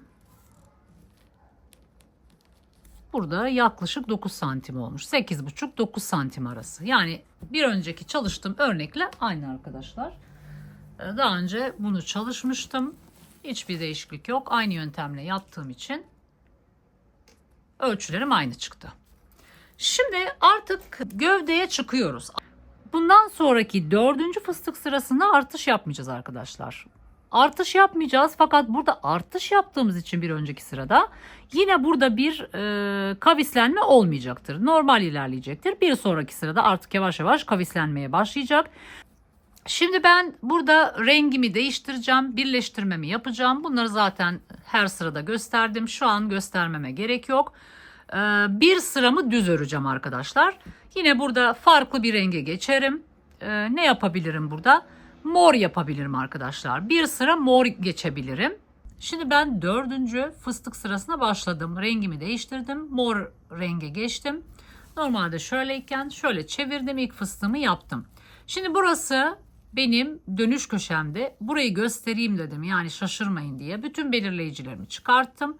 Artık burada da 2 ilmek ayırıyoruz fıstıklar için. Yani artık burada artışımız olmadığı için bu düz yerde ne yaptıysak aynısını yapıyoruz. Birkaç tane gösterip devamını siz yaparsınız. Şimdi ilk fıstığımı yaptım. Bakın 1, 2 sayıyorum ve ikili trabzanımı yapıyorum. Daha sonra tekrar ipimi doluyorum ve ne yapıyorum? 2 fıstık arasındaki şu boşluğa giriyorum. Artık bütün sırayı bu şekilde tamamlayacağız. İpimi doluyorum. Bakın döngünün içindeyim. Buradan çıkmıştım. 2 ilmek sayıyorum. 1, 2. Bu da hatırlatayım. İkili trabzanın üzerindeki ilmek olmuş oluyor. Bakın şimdi araya giriyorum. Artık ortak nokta yok arkadaşlar. Artış yaptığımız zaman onu yapmıştık. Karıştırmayın diye bunu göstermek istedim. Devam ediyoruz. Bakın buradan çıktım. 1, 2 zaten ikili trabzanın üzerindeki ilmek oluyor. İpimi doluyorum ve 2 fıstık arasındaki şu araya giriyorum.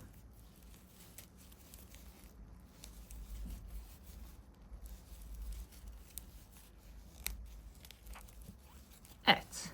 Bütün sırayı aynı şekilde tamamlıyoruz arkadaşlar. Ve birleştirme noktasına geliyoruz. Evet bakın 4. fıstık sıramı da tamamladım. Hiç artışsız. Yani 64 fıstıktaydım bir önceki sırada. Burada da 64 fıstıktayım. İpimin rengini değiştirdim. Şimdi buradan geçiş yapıyorum arkadaşlar. Kaydırmayla geçiş yapıyorum. 1 2 3 zincir. 5. sıraya çıkış yapıyoruz. Yeşille başlıyorum. Şimdi burada ne yapıyorduk? Şu araya batıyorduk arkadaşlar. Bakın tam şu araya batıyoruz.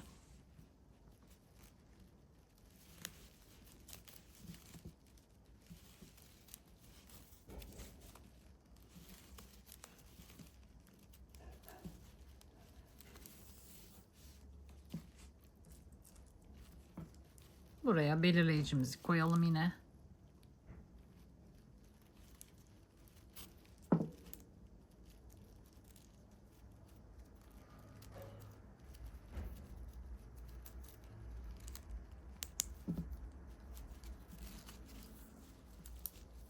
Ve devam ediyoruz.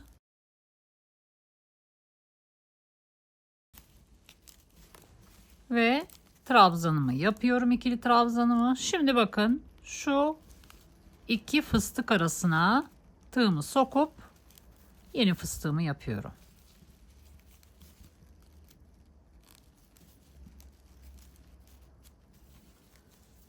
Bir tane daha gösteriyorum. Buradan çıkmıştım. 1, 2, ikinci, bakın ikinci ilmeğe ikili trabzanımı yapıyorum.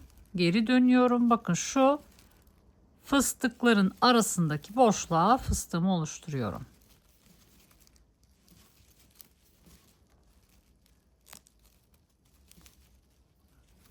Evet. 5. fıstık sırasına başladık. Bu şekilde düz öreceğiz. Nereye kadar geleceğiz arkadaşlar? Bakın şu noktaya kadar geleceğiz. Ortaya geleceğiz. Şurada bakın şurası benim orta noktam. Şurayı da belirleyelim.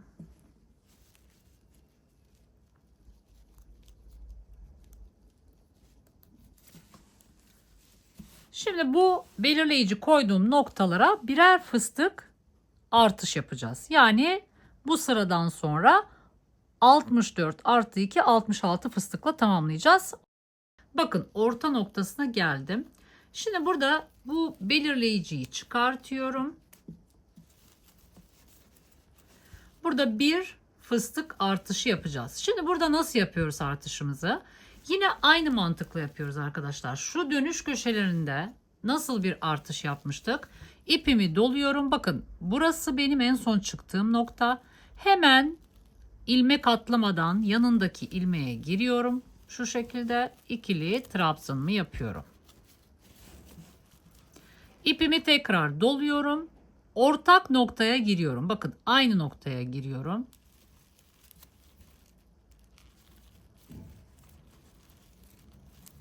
Ve fıstığımı yapıyorum.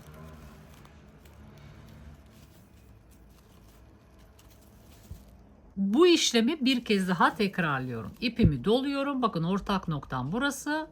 İlk ilmeğe batıyorum. Geri dönüyorum ortak noktaya.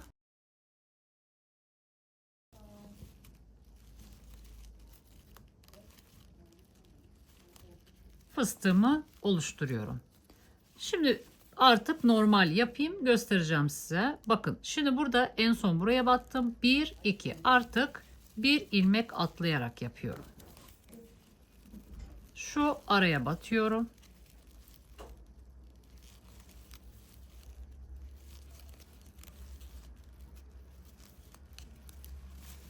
Şimdi bakın arkadaşlar, şuraya 2 tane fıstık yaptığım noktada ben bir artış yapmış oldum.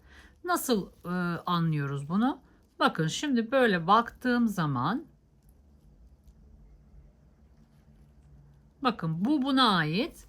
Bu fıstığın üzerinde 2 tane var. Aslında bir tane olması gerekirken 2 tane fıstığı sıkıştırmış oldum. Ve artık buradan devam ettim. Yani aslında yan ortalardan birer fıstık arttırmış oluyoruz. Devam ediyoruz. İkinci ilmeğe.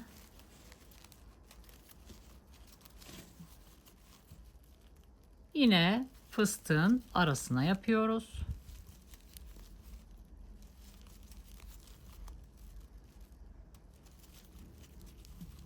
Ve devam ediyoruz. Burada yeşilden sonra turuncu rengi koydum arkadaşlar. Ne yaptık? Buradan bir fıstık arttırmış olduk. Şu şekilde geleceğiz. Burada da aynı işlemi yapacağız. Ne yapacağız? Bakın şöyle düşünün. 3 tane fıstık var burada orta noktada. Şu ortadaki fıstığa sıkışık 2 tane fıstık yapacağız. Yani bir fıstık fazlalaştırmış olacağız. Evet, şimdi bu şekilde devam edelim. Şuradaki artışı da tekrar göstereceğim. Evet, bakın şimdi diğer köşeye geldim. Burada da bir artış yapacağım. Belirleyicimi çıkartıyorum. Şimdi burada bir fıstık artışı yapacağız yine. İpimi doluyorum. Bakın en son buradan çıkmıştım. Bir sonraki ilmeğe batıyorum. Yani bir ilmek atlamadan bir sonraki ilmeğe batıyorum ve ikili trabzanımı yapıyorum. Tekrar ipimi doluyorum. Bakın buradaki daha önce batmış olduğum ortak noktaya batıyorum ve fıstığımı oluşturuyorum.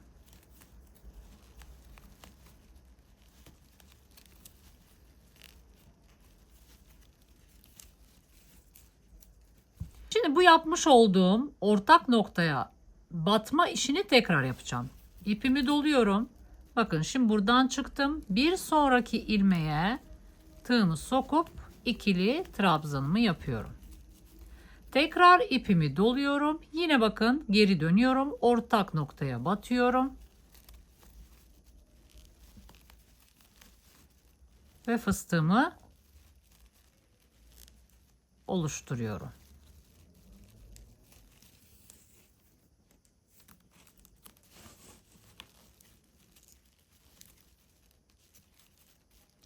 Peş peşe 2 defa yapmış oldum. Aynen daha önce yaptığım gibi, dönüş köşelerinde yaptığım gibi. Şimdi ipimi tekrar doluyorum. Bakın en son buradan çıktım. 1, 2. İkinci ilmeğe batıyorum. Bu da ikili trabzanın üzerindeki ilmek olmuş oluyor. Önce ikili trabzan yapıyorum. Daha sonra ipimi tekrar doladım. Şimdi artık şu aradaki boşluğa batıyorum arkadaşlar. Normale dönüyorum.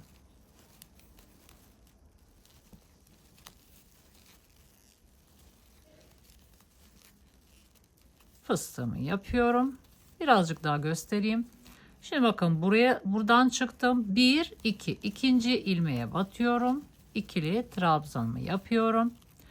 Boşluğa geri dönüyorum. Bakın iki fıstık arasındaki boşluğa giriyorum.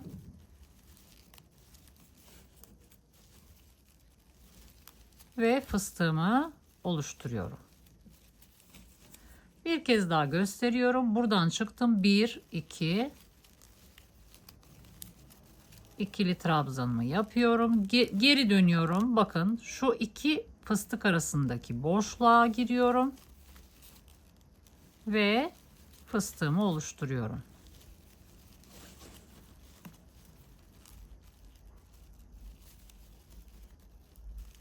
Evet. Bakın ortanın üstüne 2 tane binmiş gibi düşünün. Sıkıştırmış olduk. Yani bir fıstık fazlalaştırmış olduk. Şimdi şuraya kadar tamamlayalım. Beraber.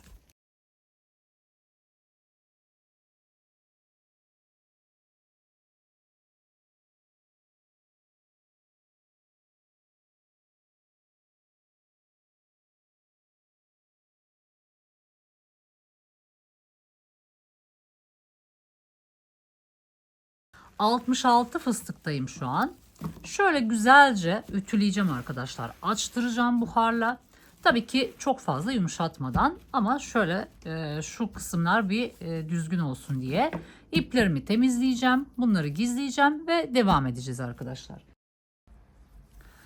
Evet arkadaşlar, bakın ben bu şekilde çantamı örmeye devam ettim. Renk dağılımım bu şekilde, fikir olsun size de. Ama dediğim gibi siz kendi zevkinize göre buradaki dağılımı ayarlayabilirsiniz.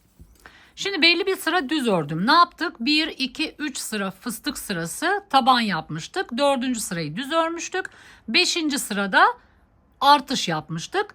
Artış sırasından sonra 1, 2, 3, 4, 5, 6, 7 sıra düz ördüm arkadaşlar. Ve şimdi 8. sıraya başlangıç yaptım. Bakın buradan başladım. Şöyle geldim. Burada eksiltmemi yaptım bu kenarda. Burayı ördüm. Şimdi buradaki ikinci eksiltme kenarında size eksiltmeyi nasıl yaptığımızı göstereceğim. Öncelikle onu göstereyim. Sonrasında bu eksiltme nasıl devam edecek ondan bahsedeceğim. Biraz ölçüden de bahsedeceğim. O şekilde devam edeceğiz. Şimdi öncelikle eksiltmeyi görelim. Şimdi bakın. Buraya zaten belirleyicimi koydum. Şöyle ikiye katlayın çantanızı ve tam olarak yan ortaları belirleyin. Belirleyicinizi koyun, hazırlayın. Şimdi burada eksiltmeyi şöyle yapacağız. Bakın en son fıstığımı normal bir şekilde yaptım. Şimdi burada önümde 2 tane fıstık var. Bu 2 fıstığı tek fıstığa düşüreceğim. Şimdi şöyle yapıyoruz. İpimi doluyorum. Normalde bir sonraki fıstığımı yapacakken ben bunu atlayacağım. Bir sonraki fıstığın şu ikili trabzan olan noktasına, yani şöyle sayacak olursam 1, 2, 3, 4. ilmeğe batıyorum. O da bir fıstık atladıktan sonraki ikili trabzanın bacağındaki ilmek oluyor arkadaşlar. Şu şekilde alıyorum ve ikili trabzanımı yapıyorum. Birazcık sıkalım arkadaşlar. Daha sonra tekrar ipimi doluyorum ve şimdi şu ilk fıstığın arasındaki boşluğa batacağım. Bakın en son buradan çıkmıştım. Şu iki fıstık arasına batacağım. Bir kez battım. İkinci kez battım. Ve üçüncü kez batıyorum. Şu şekilde çekiyoruz. Önce altısını, daha sonra ikisini çekiyoruz. Yani burada tek fıstığa indirmiş olduk. İpimi doluyorum. Buradan çıkmıştım. Şimdi artık normal bir şekilde 1, 2, ikinci ilmeğe yine ikili trabzanın üzerine gelen ilmek. İkili trabzanımı yapıyorum. Boşluğa geri dönüyorum.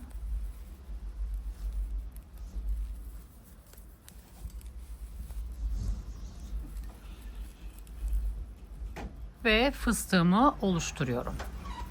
Bakın burada eksiltmeyi gerçekleştirmiş olduk. Bu şekilde yapıyoruz. Bundan sonra artık aynı şekilde devam ediyoruz.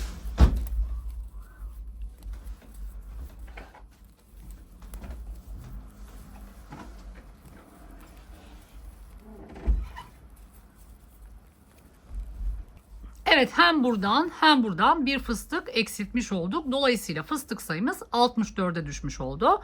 Şimdi bu eksiltmeyi bir sıra düz bir sıra eksilt şeklinde devam ettireceğiz. Yani bu sırayı tamamladıktan sonra yeni bir sıraya geçtiğimde o sırayı düz öreceğim. Sonraki sırayı tekrar bu şekilde eksilteceğim. Sonraki sırayı düz öreceğim. Tekrar eksilteceğim. O şekilde gövdemin bitimine kadar bunu yapacağım. Yani ben gövdemi toplam 22 santimde bitirmeyi planlıyorum. Şöyle ölçtüğüm zaman şu an 14 santimdeyim. 8 santime daha ihtiyacım var. 8 santim bakın 1, 2, 3, 4, 5, 6 sıra demek oluyor. Yani bu sıradan sonra 6 sıra daha öreceğim. Evet, bu şekilde. Şimdi bir 6 sıra daha örüyoruz arkadaşlar. Bir sıra düz bir sıra eksilt şeklinde döngümüze devam ediyoruz. Evet arkadaşlar, ben şimdi gövdemi tamamladım. Şimdi şöyle bir özetleyeceğim. Tabandan itibaren ne yaptık ve daha sonra nasıl devam ettik. İlk önce sık iğne yaptık. Daha sonra 3 sıradan oluşan bir taban yaptık. Yani burada artışlar yaparak oval bir taban oluşturduk. Daha sonra 4. sırada düz ördük, hiç artış yapmadık. 5. sırada 2 yan ortadan buradan ve buradan birer fıstık arttırdık. 6, 7, 8, 9, 10, 11, 12 yani 12. sıranın sonuna kadar, yani şöyle 1, 2, 3, 4, 5 artış sırası burası. 1, 2, 3, 4, 5, 6, 7 sıra boyunca düz ördük. 12. sıranın sonunda artık eksiltmelere başladık. Bakın eksilttiğim noktalara turuncu belirleyiciler koydum. Bakın şurada benim düz sıram tamamlanmış oldu. Bir tane eksiltme burada, bir tane burada, bir tane burada. Yani toplam 4 sıra eksiltme yaptım. Nasıl yaptım? Bu sırayı eksilttim. Bunu düz yaptım, eksilttim, düz yaptım, eksilttim, düz yaptım ve eksilttim. Yani 1, 2, 3, 4, 5, 6, 7. 7 sıra sonunda eksiltme sıram tamamlanmış oldu. 8. sırayı da düz ördüm arkadaşlar. Yani düz sırasından sonra toplam 1, 2, 3, 4, 5, 6, 7, 8 sıra daha örmüş oldum. Toplam kaç sıra örmüş oldum? Bakın tabanla beraber 1, 2, 3, 4, 5, 6, 7, 8, 9, 10, 11, 12, 13, 14, 15, 16, 17, 18, 19, 20. Tabanla beraber 20. Tabanı saymazsak gövdem 17 sıradan oluşmuş oldu. Şimdi ölçü paylaşacağım. Bakın 1, 2, 3 tabanım burada bitiyor. Şuraya kadar 21,5 santimde tamamlamış oldum. Bu gövde benim için yeterli. Şöyle en boy orantısına baktığım zaman bana yeterli geldi. Son sıramı düz ördüm arkadaşlar. Eksiltme sonrası şöyle ölçtüğüm zaman yaklaşık 31 santimde tamamlamış oldum ağız kısmını. Son sıramı 58 fıstıkla tamamlamış oldum. Şöyle paylaştırdım. Şimdi belirleyicilerimi paylaştırdım. Birazdan sap kısmına başlıyoruz. Bakın şuradaki yan ortaya gelen fıstıkların üzerine bakın mor belirleyici koydum. Buraya da bakın mor belirleyici koydum. Bu fıstıkları saymayacağım. Buradan itibaren bakın mor belirleyici koydum, fıstığı saymıyorum. 1, 2, 3, 4, 5, 6, 7, 8, 9, 10, 11, 12, 13, 14, 15, 16, 17, 18, 19, 20, 21, 22, 23, 24, 25, 26, 27, 28. Burayı da saydığım zaman mor belirleyiciyi saymayacağım. Buradan mor belirleyiciler arasında kalan fıstıklarım yine 28. Daha sonra 28'in orta noktasını buldum. Fıstığın üzerine koymadım. Yani araya koydum. Burası 14 fıstık, burası da 14 fıstık. Yani orta noktalarını koymuş oldum. Daha sonra şu boşluk için olan fıstıklarımı ayırdım. Bu boşluğa koyduğum için bu tarafa 1, 2, 3, 4, 5 fıstık ayırdım. 5 fıstıktan sonra artık sap kısmı başlıyor. Buraya da 1, 2, 3, 4, 5. Yani toplam boşluk için 10 fıstık ayırmış oldum. Ölçüsünü de paylaşacak olursam bakın 10 santim. 10 santim. Burası şöyle ölçtüğüm zaman burası da 10 santim. Burası da 10 santim. Yani aslında şu parçayı ben 3 eşit parçaya ayırmış oldum. Bu şekilde yapıyoruz arkadaşlar. Bu şekilde ayırdıktan sonra benim için önemli olan kısım, bakın sarı belirleyici koydum bu sapların başlarına. Şuradan sarı belirleyiciden sarı belirleyiciye geleceğiz. Yani şuradan şuraya geleceğiz ve şuradan şuraya geleceğiz. Sarı belirleyiciden sarı belirleyiciye kadar toplam 19 fıstık ayırmış oldum. Sayalım: 1, 2, 3, 4, 5, 6, 7, 8, 9, 10, 11, 12, 13, 14, 15, 16, 17, 18, 19. Aynı şekilde burada da 1, 2, 3, 4, 5, 6, 7, 8, 9, 10, 11, 12, 13, 14, 15, 16, 17, 18 ve 19. Yani 19'ar tane fıstığım var şimdi sapa başladığım zaman. Her sırada 2 fıstık eksiltme yapacağız şuralardan. Bakın buradan ve buradan eksiltme yapacağız. Kenarlardan eksiltme yapacağız. 3 fıstığa indirgemiş olacağım düz kısmını sapın. Evet, ben şimdi bir tarafın sapını oluşturup geri geliyorum. Evet, bir tarafın sapını ördüm arkadaşlar. Bakın şöyle 19 fıstıkla başlamış oldum ve 3 fıstığa kadar düşürdüm. Yani bu 3 fıstığa düştükten sonraki ölçüm, bakın şöyle göstereyim, 3,5 santim gibi. 1 santimde kenar tığlamasından gelirse 4-4,5 santim gibi bir kalınlığa ulaşacağını tahmin ediyorum. 2 fıstık bıraktığım zaman çok ince kaldı. Biraz daha böyle gösterişli, geniş bir sap olsun istedim. Kaç sırada tamamladım? 1, 2, 3, 4, 5, 6, 7, 8. 8 sıra eksilttim. 2 kenardan eksiltme yapıyoruz arkadaşlar. Yani şu kenarlardan, bir bu kenardan bir de buradan yapıyoruz. Ortadan hiç eksiltme yapmadım ve 8 sıra sonra 3 fıstığa düşmüş oldum. Şöyle sapımı ölçeyim öncelikle.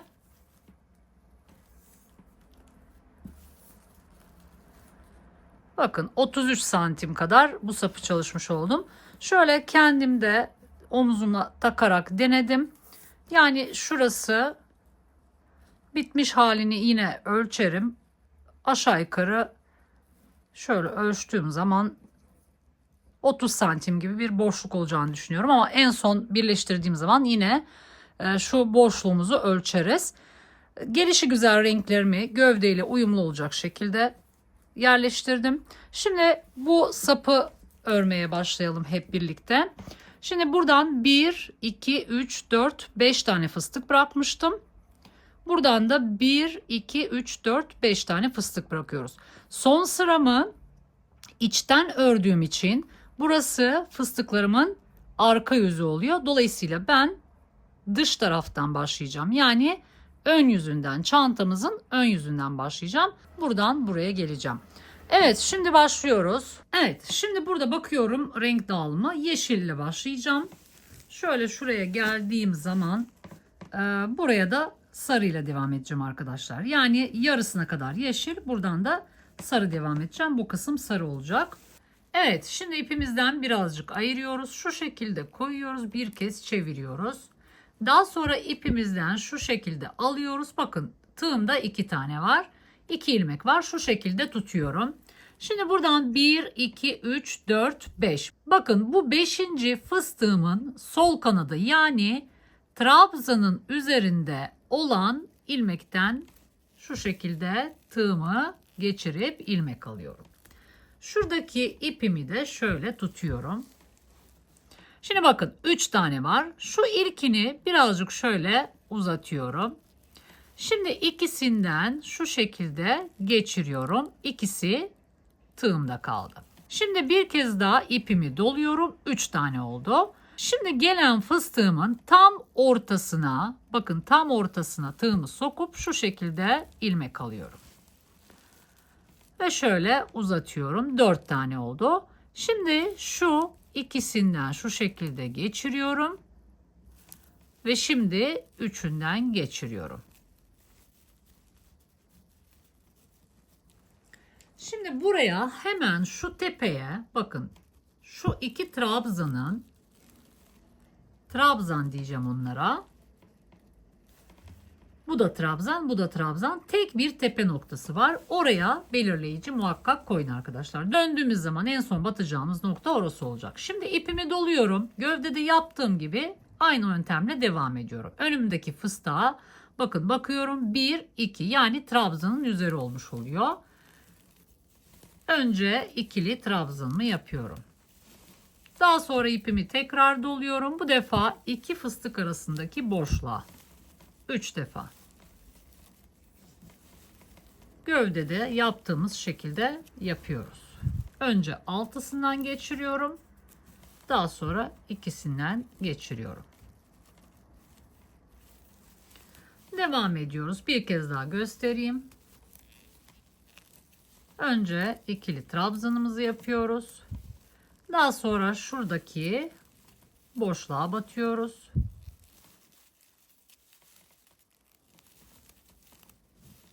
Üç defa da fıstığımızı oluşturuyoruz. Önce altısından daha sonra ikisinden geçiriyoruz.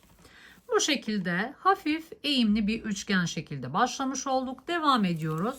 Tam şöyle ortasında ben rengimi değiştireceğim. Sarı renge geçeceğim arkadaşlar. Burada bunu göstermeyeceğim ip geçişini. Çünkü zaten gövdede bunu gördük. Böyle ilerleyeceğim ve iki fıstık kalınaya kadar öreceğim. Daha sonra burada bu kenar kısımda hem ip değiştirmeyi göstereceğim hem de geçişi göstereceğim. Evet, şimdi sıranın sonuna geldim. Bakın burada orta noktam burası. 1, 2, 3, 4, 5 tane fıstığım var. Bakın şimdi buraya kadar geldim. Buradan itibaren başladığım noktadan itibaren toplam 17 tane fıstığım var. Fıstık sayımı tamamladım yani. Şimdi ipimi doluyorum. Bakın son bir fıstığım kaldı. Bu fıstığın ortasına batacağım. Aynen ilk başta yaptığım gibi. Batıyorum. Bakın 3 tane var. İkisinden geçiyorum. Bu ikisini bekletiyorum. Şimdi belirleyicimi çıkartıyorum. Şu fıstığın bakın şu sağ kanadına batacağım bu defa. Önce ipimi doluyorum. Ve buraya batıyorum. Burada da aynı şekilde yapmıştım. Bakın fıstığın soluna, burada da fıstığın sağına. Alıyorum. Bakın 4 tane var. Şimdi burada önce ikisinden geçiyorum. Bu üçünü bekletiyorum. Şu şekilde sıkıyoruz arkadaşlar. İpimi keseceğim. Ve yeni ipime geçeceğim. İkisinden geçmiştim. Şu an tığımda 3 tane var. Şu şekilde tutuyorum. Bakın tutuyorum. Bunu geçiriyorum. Bakın bu şekilde geçirdim bunlardan. Şu iki ucu tutuyorum. Bunu da sıkıyorum. Bakın bunu sıkıyorum. Hemen şu iki ucu yakalıyorum. Başta yadırgayabilirsiniz ama zamanla eliniz alışır arkadaşlar. Ya da gövdede alışmışsınızdır. 2 tane düğüm atıyorum. Ve bu şekilde bitiriyorum burayı. Şimdi yeni ipimle devam ediyorum. Diyeceksiniz ki bu ip kesme, tekrar yeni ip takma çok zahmetli. Evet, yapacak bir şey yok arkadaşlar. Eğer bunu yapmak istemiyorsanız yani tek renk çalışabilirsiniz. Ama çok fazla renk olduğu için bunu yapmak zorundayız. İpi kesmeden uzatmayı denedim ama mesela buradan bakın yeşilden şu pembeye geçene kadar çok fazla mesafe var. Ve sık iğne yaparken kenar tığlamasında o renkler belli olur diye o şekilde yapmamaya karar verdim. Yani bu ipleri tek tek arkada gizleyeceğiz. Başka bir çözümü yok bu işin. Şimdi 2 tane zincirle çıkıyorum. 1 ve 2. Ters çeviriyorum.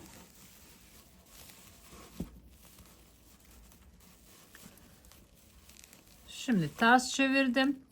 Bakın şimdi burada aynı şey yapacağım. İlk gelen fıstığımın arasına gireceğim. Önce ipimi doluyorum. Fıstığın arasına giriyorum. İlmek alıyorum. Bakın 3 tane var.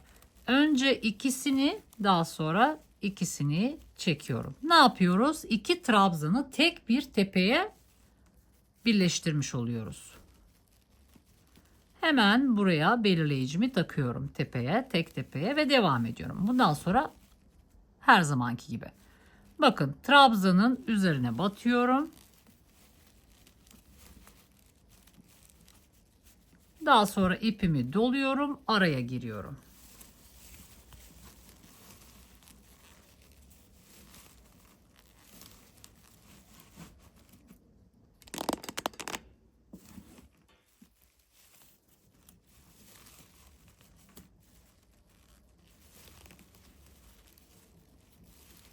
Önce altısını, daha sonra ikisini çekiyorum. Bir kez daha göstereyim.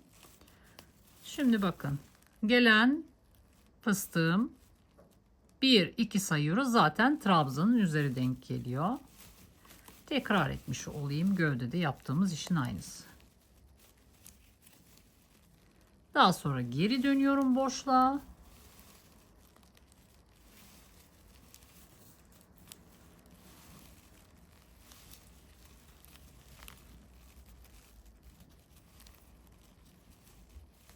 Evet, bu şekilde devam ediyoruz. Renk geçişlerinden bahsetmiyorum artık arkadaşlar.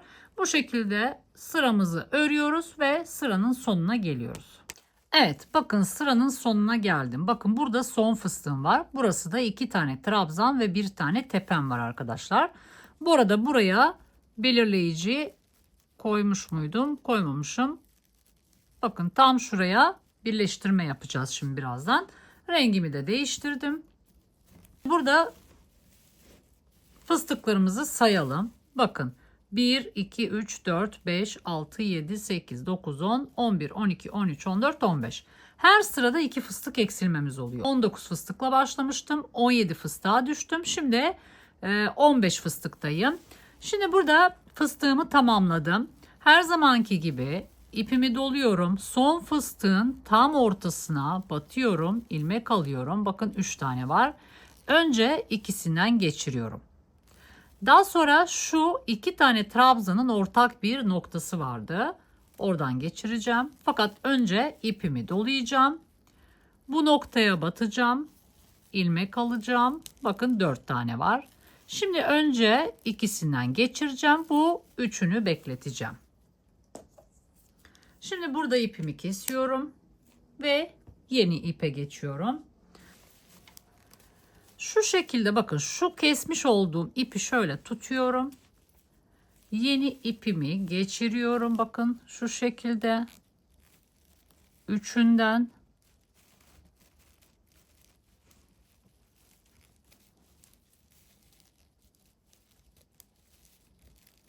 Bakın şurayı tutuyorum. Şu iki ucu hemen düğümlüyorum şu şekilde. 1 ve 2. 2 tane düğüm atıyorum.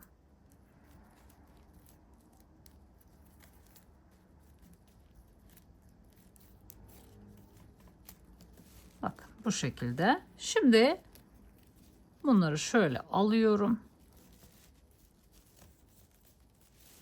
Arka tarafta gizleyeceğiz ve yeni sıraya başlıyoruz. Bakın 3. sıraya başlıyorum. Yine 2 zincirle başlıyorum. 1 2 ve ters çeviriyorum. Ön yüzüne geçiyorum. Bakın ön yüzüne geçtim. İpimi doluyorum. Şimdi ilk gelen fıstığın yine tam ortasına batıyorum. Bakın tam ortasına batıyorum. İlmek alıyorum. 3 tane var. Önce ikisini, daha sonra ikisini geçiriyorum. Şu 2 trabzanın ortak noktasına belirleyici koymayı unutmayın arkadaşlar. Ben unutuyorum ama siz unutmayın. Geldiğimizde bu noktadan en son batmış olacağız. Evet, devam ediyoruz. Bundan sonrası zaten hep aynı. Bakın araya batıyorum.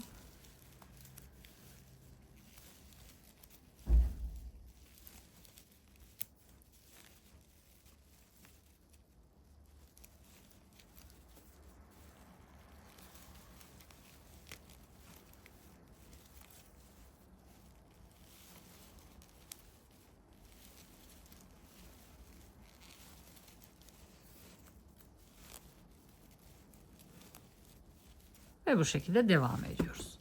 Evet.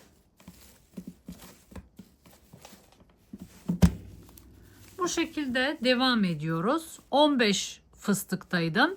Şimdi 3. sıradayım. Bu sırada 2 fıstığım eksilecek. 13 fıstıkla tamamlayacağım. Şuraya kadar geliyorum. Evet, bakın sıranın sonuna geldim. Bir fıstık kalana kadar ördüm. Şimdi fıstığımı sayıyorum. 1, 2, 3, 4, 5, 6, 7, 8, 9, 10, 11, 12, 13 tane fıstık. Şimdi tekrar gösteriyorum. İpimi doluyorum. Son fıstığın bakın ortasına batıyorum. İlmek alıyorum.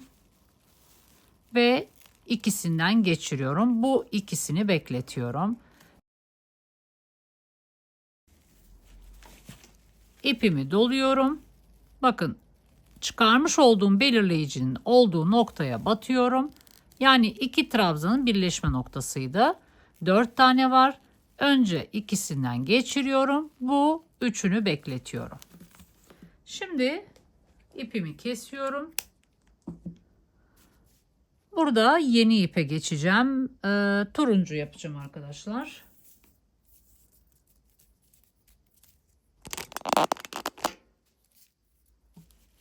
Şimdi bakın şu şekilde ipimi kesmiştim. Şöyle elimle tutuyorum. Yeni ipi takıyorum. Bakın şu şekilde üçünden geçiriyorum.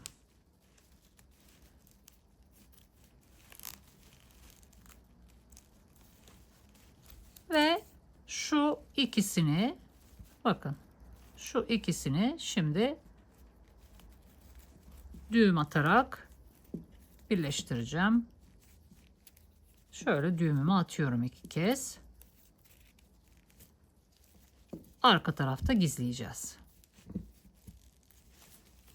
Bakın bu şekilde bitirmiş oluyorum.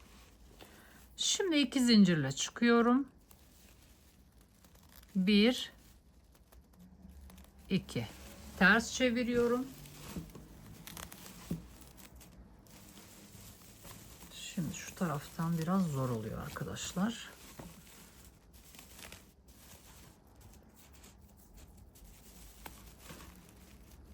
Şimdi ipimi doluyorum. İlk gelen fıstığımın ortasına batıyorum. Bakın bu şekilde 3 tane var.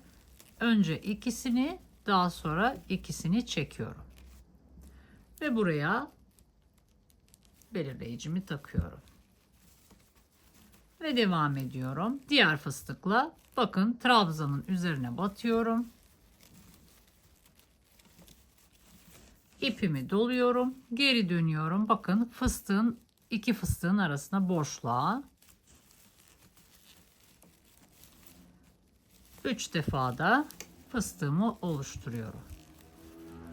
Önce altısından geçiyorum. Daha sonra ikisinden geçiriyorum. Bir tane daha göstereyim. İpimi doluyorum. Bir sonraki fıstığa geçiyorum. 1, 2 yani trabzanın üzeri.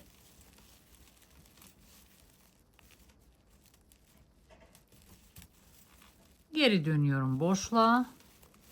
1, 2 ve 3. 3 defa da çıkıyorum. Önce altısını, daha sonra ikisini çekiyorum. Ve devam ediyoruz arkadaşlar. Bu şekilde devam edeceğim. Bakacağım, uygun bir renk değiştireceğim. Şimdi burada 13'teydim. Burada 11 fıstıkla tamamlayacağız. Evet, sıranın sonuna geldim. Burada renk değiştirmemeye karar verdim. Çünkü burada da turuncum azdı. 1, 2, 3, 4, 5, 6, 7, 8, 9, 10, 11 fıstığımı tamamladım. Son bir fıstığım kaldı. İpimi doluyorum. Yine her zamanki gibi fıstığın ortasına batıyorum. Ve ikisini çekiyorum. Bu ikisini bekletiyorum. Şimdi belirleyicimi çıkartıyorum. Tekrar ipimi doluyorum. Ve çıkarttığım noktaya tığımı sokuyorum. İlmek alıyorum. 4 tane var. Şimdi ikisini çekiyorum. Bu ikisini bekletiyorum. İpimi kesiyorum.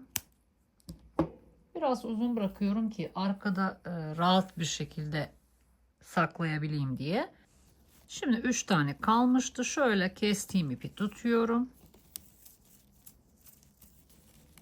Pembe ipimi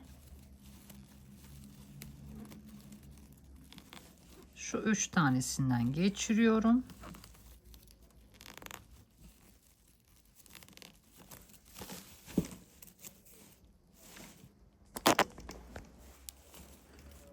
Bu iki ucu tutuyorum. Bunu da çekiyorum şöyle çıkmasın diye.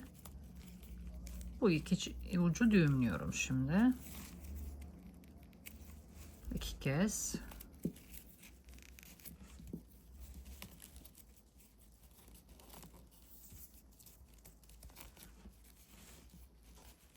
Pembe ipimle devam ediyorum. 2 zincir çekiyorum.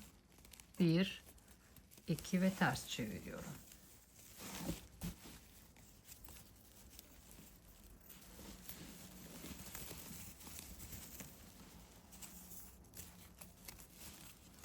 İlk fıstığımla devam ediyorum. Ortasına batıyorum ve ikili trabzanımı yapıyorum. 2 defa da çekiyorum. Buraya belirleyicimi koyuyorum.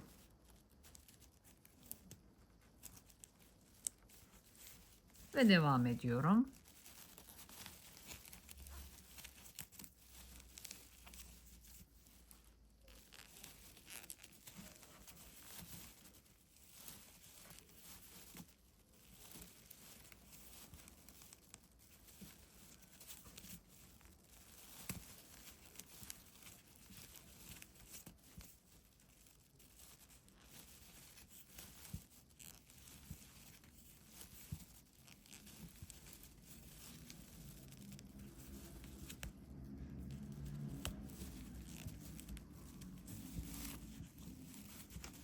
Bir, 2, 3, 4, 5. sıraya geçtim. Şimdi burada 1, 2, 3, 4, 5, 6, 7, 8, 9, 10, 11 demiştik. Şimdi bu sırada 2 eksilecek 9 tane fıstığa düşeceğim. Evet, sıranın sonuna geldim. 1, 2, 3, 4, 5, 6, 7, 8, 9 fıstık tamamladım. Son bir fıstığım kaldı. İpimi doluyorum. Son fıstığın ortasına batıyorum. İlmek alıyorum. Önce ikisinden geçiriyorum ve bu ikisini bekletiyorum. Daha sonra şurada belirleyicim vardı arkadaşlar. Şuradaki noktadan tekrar geçeceğim. Önce ipimi doluyorum. Belirleyiciyi çıkarttım. Noktaya batıyorum. İlmek alıyorum. Şu şekilde 4 tane var. Önce ikisinden geçiriyorum. Bu üçünü bekletiyorum. İpimi kesiyorum. Kesmiştim. Burayı çekmemiş. Tekrar çektim arkadaşlar. O yüzden ipimi kestim. Şimdi yeni ipimi takıyorum. Sarı ipime geçeceğim. Şimdi bu kesmiş olduğum ipimi şöyle tuttum. Sarı ipimi taktım. Şu 3 tane ilmekten geçirdim. Bakın hemen şu iki kesik ucu şöyle tutuyorum. Şuradakini de şöyle sıkılaştırıyorum. Ve hemen düğümümü atıyorum. Sıkıca atıyoruz arkadaşlar. Orası gevşemesin. Bakın bu şekilde bir renk geçişi yapıyoruz. Şimdi sarı ipimle devam ediyorum. Ne yapıyorduk? 2 zincirle çıkıyorduk. 1, 2. Ters çeviriyoruz. Şimdi ipimi doluyorum. İlk fıstığımın ortasına batıyorum ve ikili trabzan yapıyorum. Bu şekilde hemen buraya bir belirleyici takalım.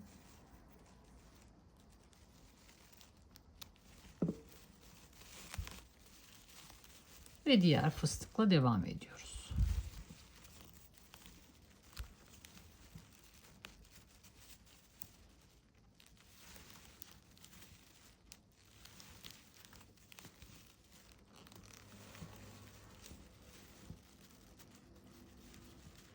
Evet, bu şekilde devam ediyoruz arkadaşlar. Burada 9 fıstıktaydım. 7 fıstığa düşmüş olacağız. Şuraya kadar geliyorum. Evet, bakın sıranın sonuna geldim. 1, 2, 3, 4, 5, 6, 7 fıstığa düştüm. Bir tane fıstığım kaldı. İpimi doluyorum. Fıstığın ortasına batıyorum. Ve 2 ilmekten geçiriyorum. Buraya yine koymayı unutmuşum arkadaşlar. Bakın şurası 2 trabzanın birleşme noktası. Tepe noktası yani. Şimdi bunu çıkartıyorum. İpimi doluyorum. Çıkarttığım noktaya bakın tam böyle üçgenin tepe noktası oluyor. 4 tane var. İkisini çekiyorum. Bu üçünü bekletiyorum.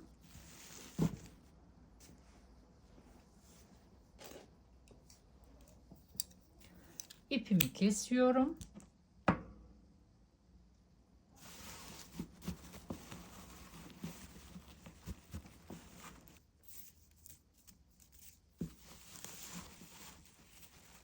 Sarıya geçiyorum. Şimdi bakın şurada 3 tane ilmeğim kalmıştı.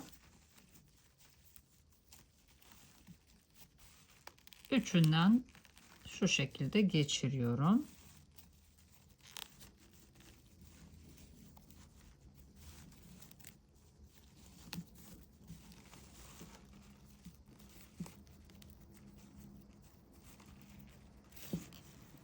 Hemen düğüm atıyorum. 2 tane.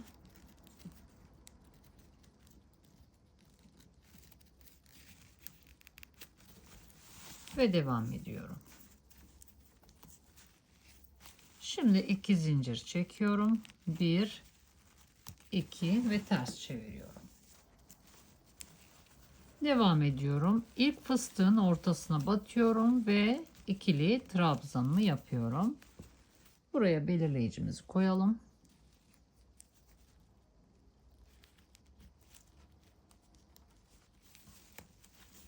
Devam ediyoruz.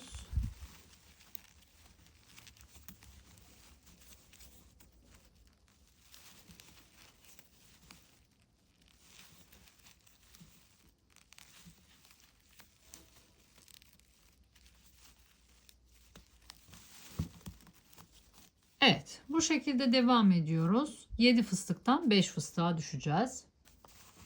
Evet, bakın sıranın sonuna geldim. 1, 2, 3, 4, 5 fıstığa düştüm. Şimdi son fıstığın ortasına batıyorum. Ve ikisini çekiyorum. Bu ikisini bekletiyorum. Şimdi belirleyiciyi çıkartıyorum. Tam şu üçgenin tepe noktası oluyor. İpimi doluyorum.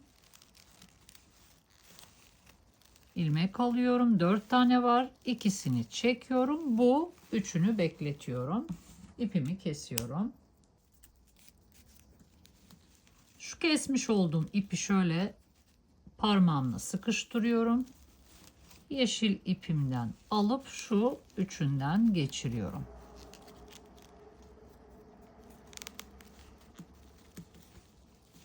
Bakın şöyle sıkıştırıyoruz arkadaşlar.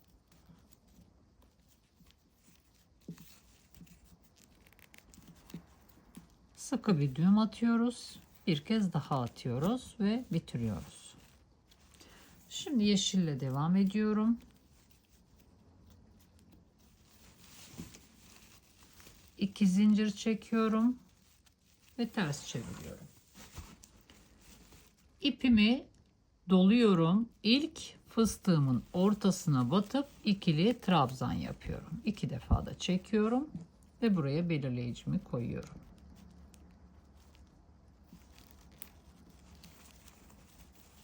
Devam ediyoruz. İpimi doladım. Bir sonraki fıstığın trabzanına batıyorum ve ikili trabzan yapıyorum. Geri dönüyorum boşluğa.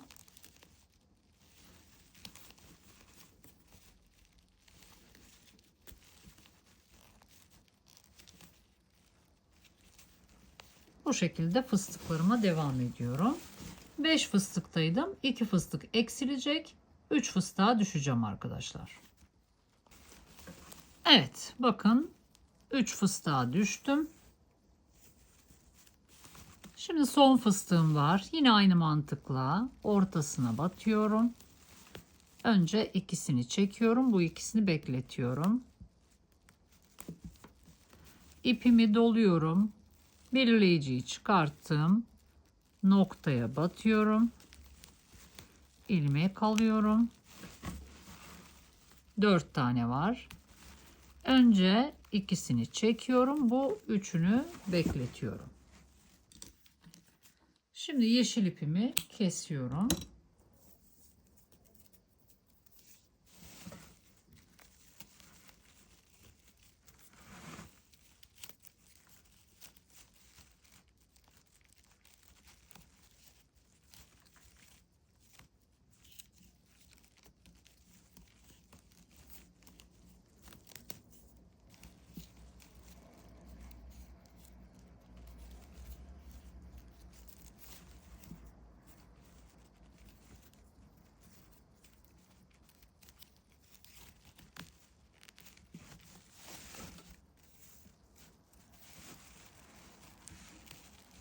Şimdi artık 3 fıstığa düştük. Şimdi 3 tane zincir çekiyorum bu noktadan sonra. 1, 2 ve 3. Üçüncü zincire bir tane belirleyici koyalım.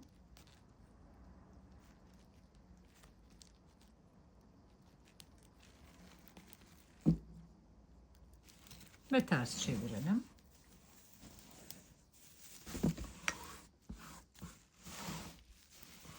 Şimdi ön yüzüne geçtik.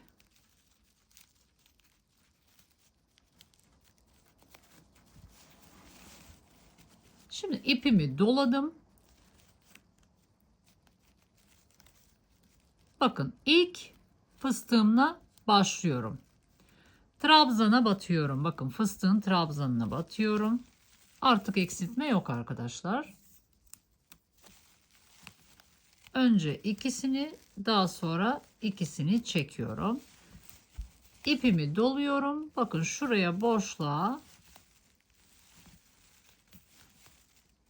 3 defa da fıstığımı oluşturuyorum. İpimi doluyorum. İkinci fıstığın üzerindeyim. Trabzana batıyorum. Geri dönüyorum boşluğa.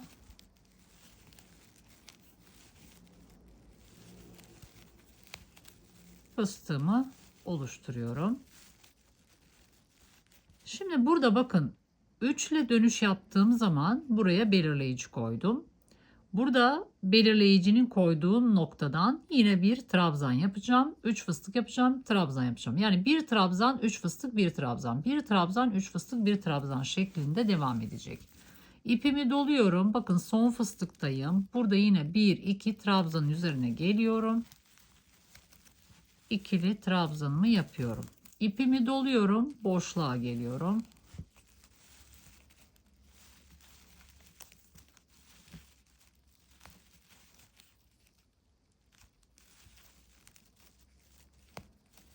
Ve fıstığımı oluşturuyorum. Bir trabzan, 3 fıstık. Şimdi ipimi doluyorum.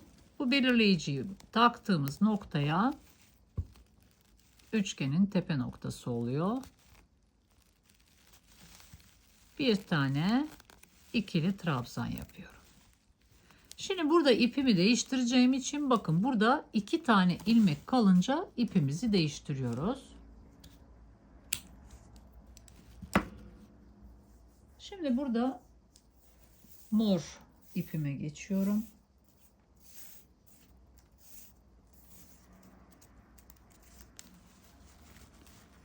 Şu şekildeyim. Yeni ipimi takıyorum. 2 ilmekten geçiriyorum. Şu iki ucu yakalıyorum.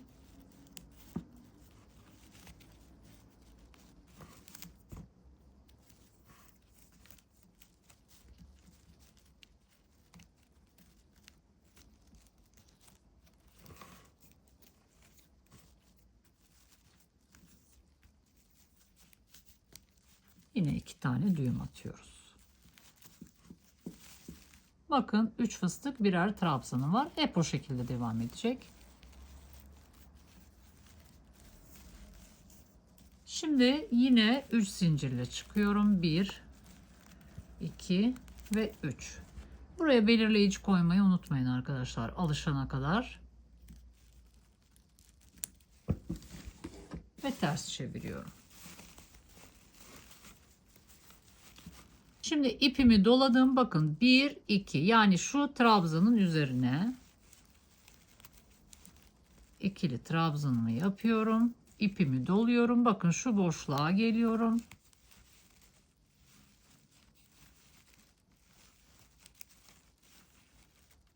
Ve fıstığımı oluşturuyorum. İpimi doluyorum. Diğer fıstığın üzerindeyim şu an.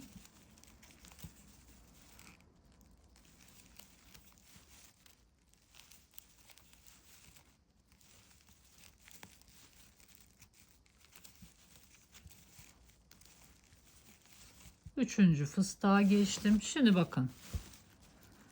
Buraya değil, belirleyicinin olduğu noktaya değil. Bakın 1, 2. Zaten burada belli. Trabzanın üzeri oluyor.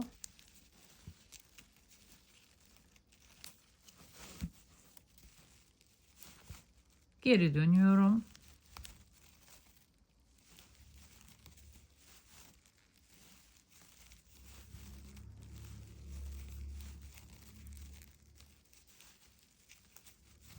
Şimdi belirleyicimi çıkartıyorum. İpimi doladım. Çıkarttığım noktaya batıyorum. İlmek alıyorum.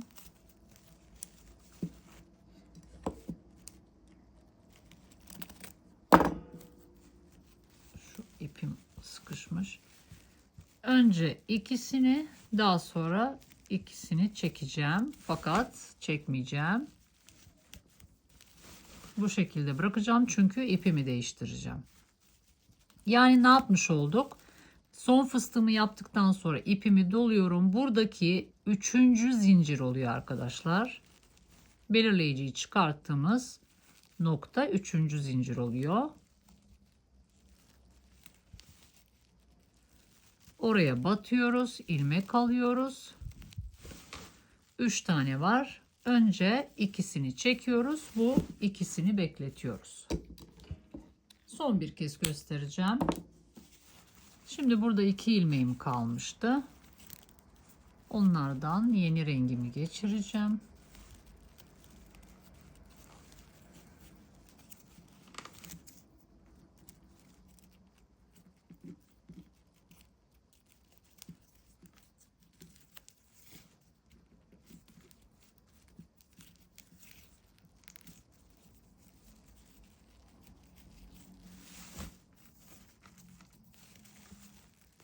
Bir, 2 ve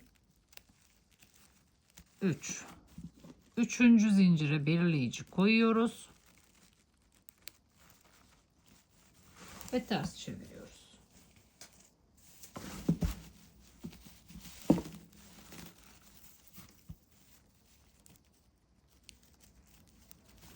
İpimi doluyorum. Bakın bir trabzan 3 tane fıstığım var. İlk fıstıkla başlıyorum. Bakın 1 2 yani trabzanın üzerindeki ilmek oluyor. İkili trabzanımı yapıyorum. İpimi doluyorum. Bakın şu boşluğa geliyorum. Ve fıstığımı oluşturuyorum.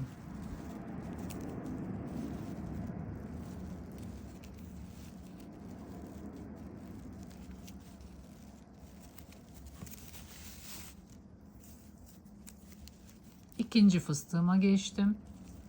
Bakın 1 2 trabzanın üzeri oluyor. İkili trabzanımı yapıyorum. Geri dönüyorum. Şuradaki boşluğa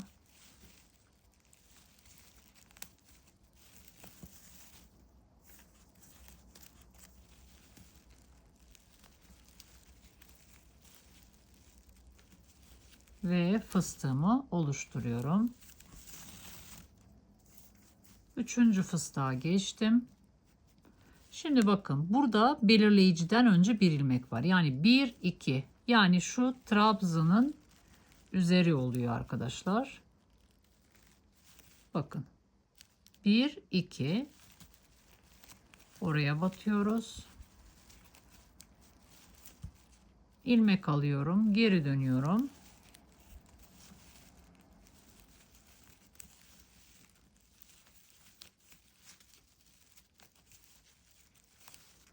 Ve üçüncü fıstığımı oluşturuyorum. Şimdi buraya da artık trabzanımı yapacağım.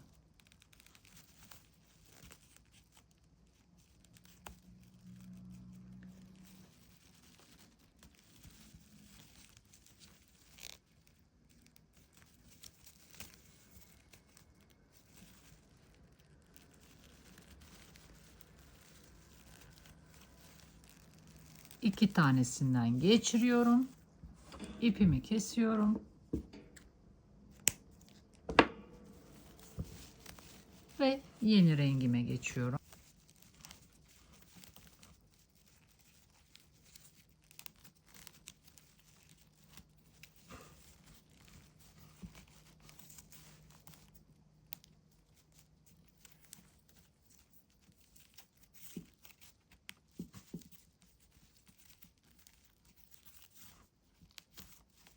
ve devam ediyorum. 3 zincirle çıkacağım. Yine aynı şekilde devam edeceğim arkadaşlar. Şimdi burada kaç tane fıstık örmüşüm? Bakın 1, 2, 3, 4, 5, 6, 7, 8, 9, 10, 11, 12, 13, 14, 15, 16, 17, 18, 19. 19 fıstık örmüşüm. Ölçüyü de paylaşmıştım zaten. Ama siz kendi ölçünüzü baz alın arkadaşlar. Evet, bu şekilde sapımızı tamamlıyoruz. Sapımın sonuna doğru geliyorum. Şimdi bakın son rengimi yaptım. Bu şekilde tığıma ipimi doluyorum. Bakın burada 1, 2, 3. Üçüncü zincire tığımı sokuyorum. İlmek alıyorum. 3 tane var. Önce ikisini, daha sonra ikisini. Bu şekilde bitiriyoruz. İpimden şöyle kesiyorum ve bakın şöyle çıkartıyorum. Şimdi şu şekilde birleştireceğiz. İplerimi temizledim bu arada arkadaşlar. Son bir tane ekleme yapmıştım. Bakın onu da göstereyim nasıl temizlediğimi. Bakın şu arka tarafı, yani ön yüzünden değil arka tarafından. Bakın şöyle yapıyorum ben. Gezdiriyorum. Önce bakın şu düğümü de böyle içine alacak şekilde. Bakın şuradaki sıkışık noktaların arasından giriyorum. Şöyle çıkıyorum. Bakın sıkışık. Yani gevşek olan noktalardan girerseniz sökülme ihtimali var. Ucunda zaten düğüm var. Evet. Birazcık da gezdirirsek sağlam olur.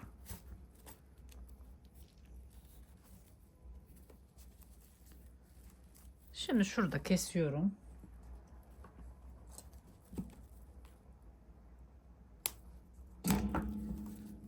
Bunu da gezdireceğim.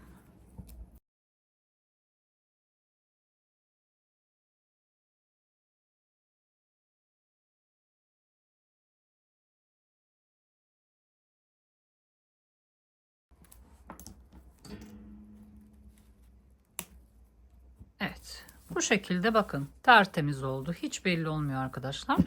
Şimdi burayı birleştireceğiz. Şöyle arka taraftan yapacağım arkadaşlar. Daha önce başka bir modelimde öyle yapmıştım. Hiç denemedim ama öyle iyi olur diye düşünüyorum. Şimdi buradan çıktım. Bakın şuradaki ilmeğe giriyorum. 2 tane kanada alıyorum. Bakın 2 tane kanada alıyorum. Bu şekilde.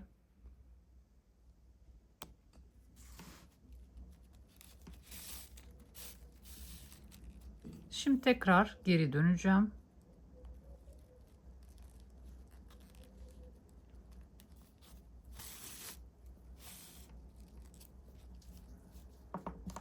Şu uç kısmı birkaç kere dönüyoruz.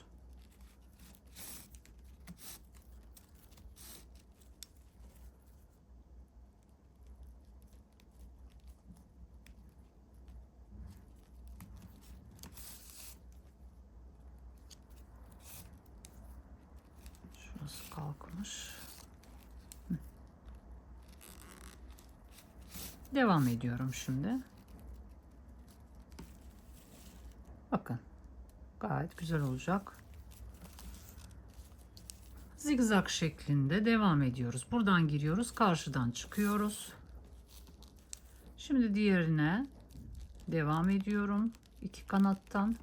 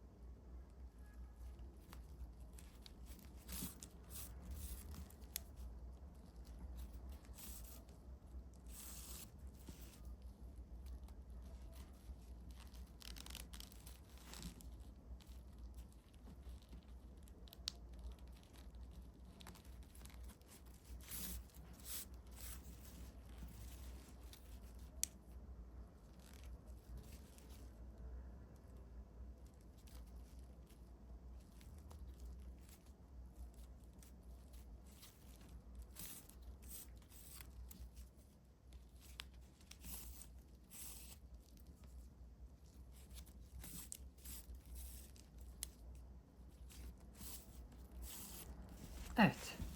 Şimdi geri dönüyorum.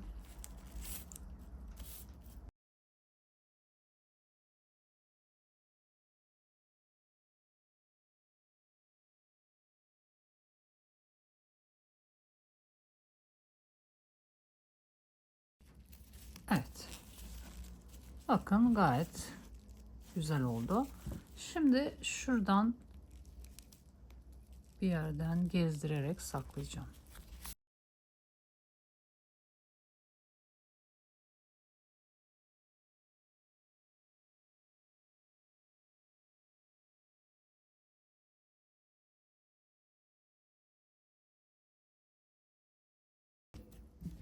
Evet, bu kadar arkadaşlar. Şimdi ben zaten bu sapımın ütüsünü yapmıştım. Evet, şimdi sapımın ölçüsünü paylaşayım sizinle. Bakın komple şöyle şuradan tutacağım. Bakın şu başından itibaren tutuyorum. Şu şekilde.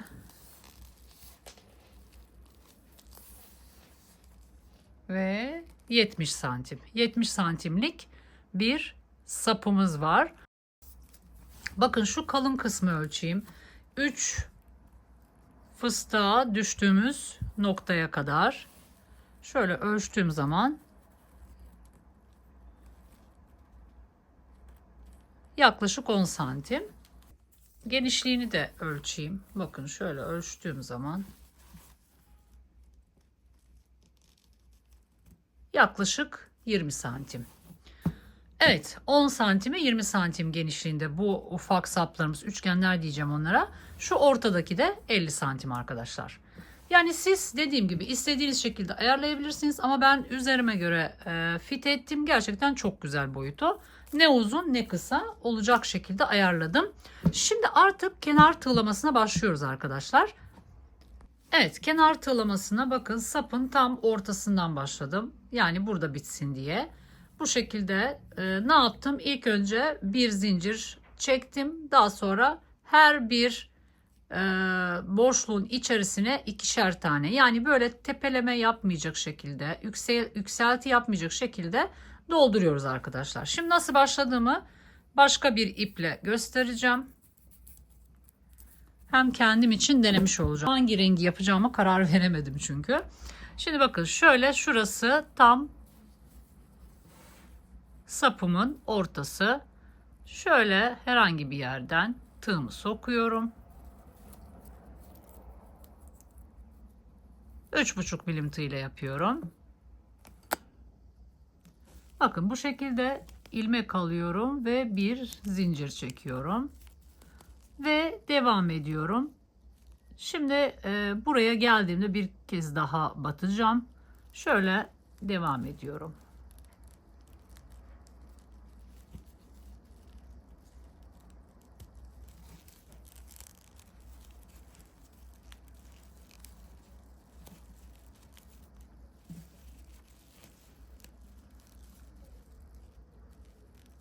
Yani eğer orası yüksek çekildiyse 3 tane de yapabilirsiniz arkadaşlar. Yani boş kalmasın.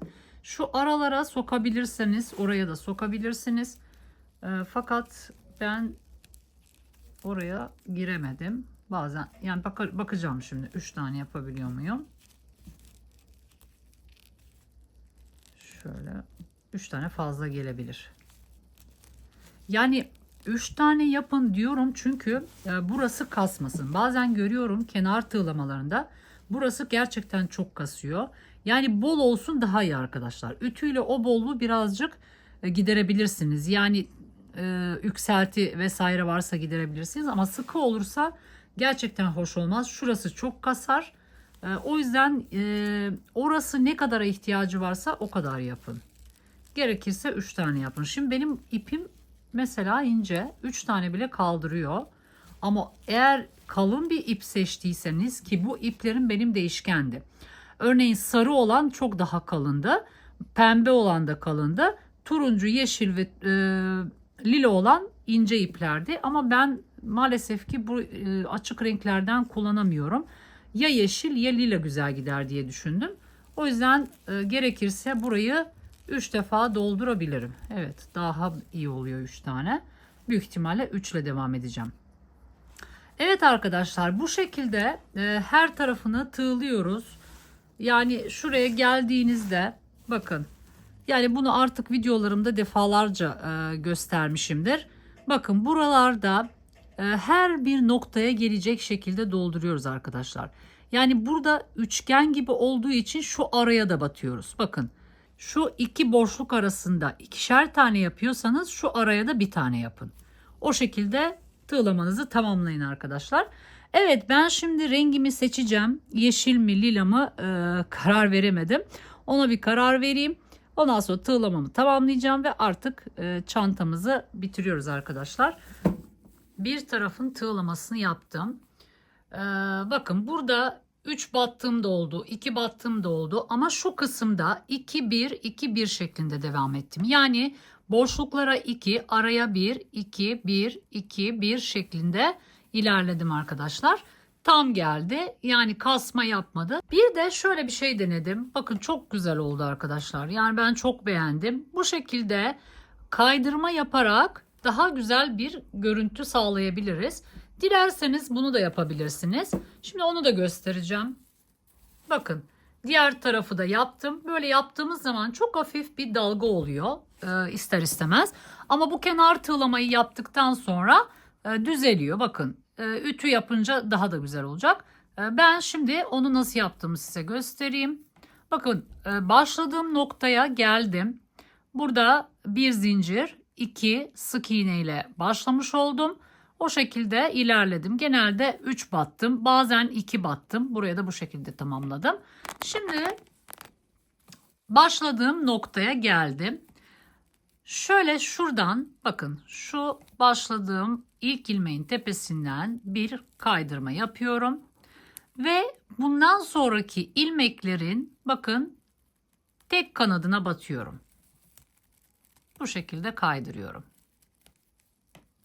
Bakın.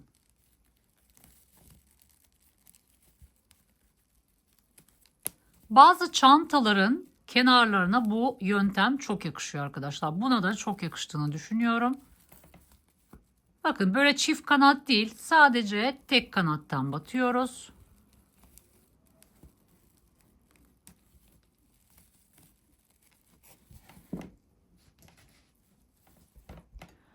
Bakın burada şuna değil, şu arka kanada batıyoruz.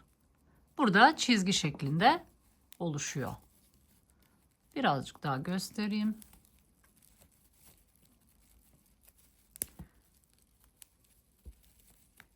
Bu kaydırmayı yaparken eğer bir bolluk hissederseniz 3 milim tığla da yapabilirsiniz.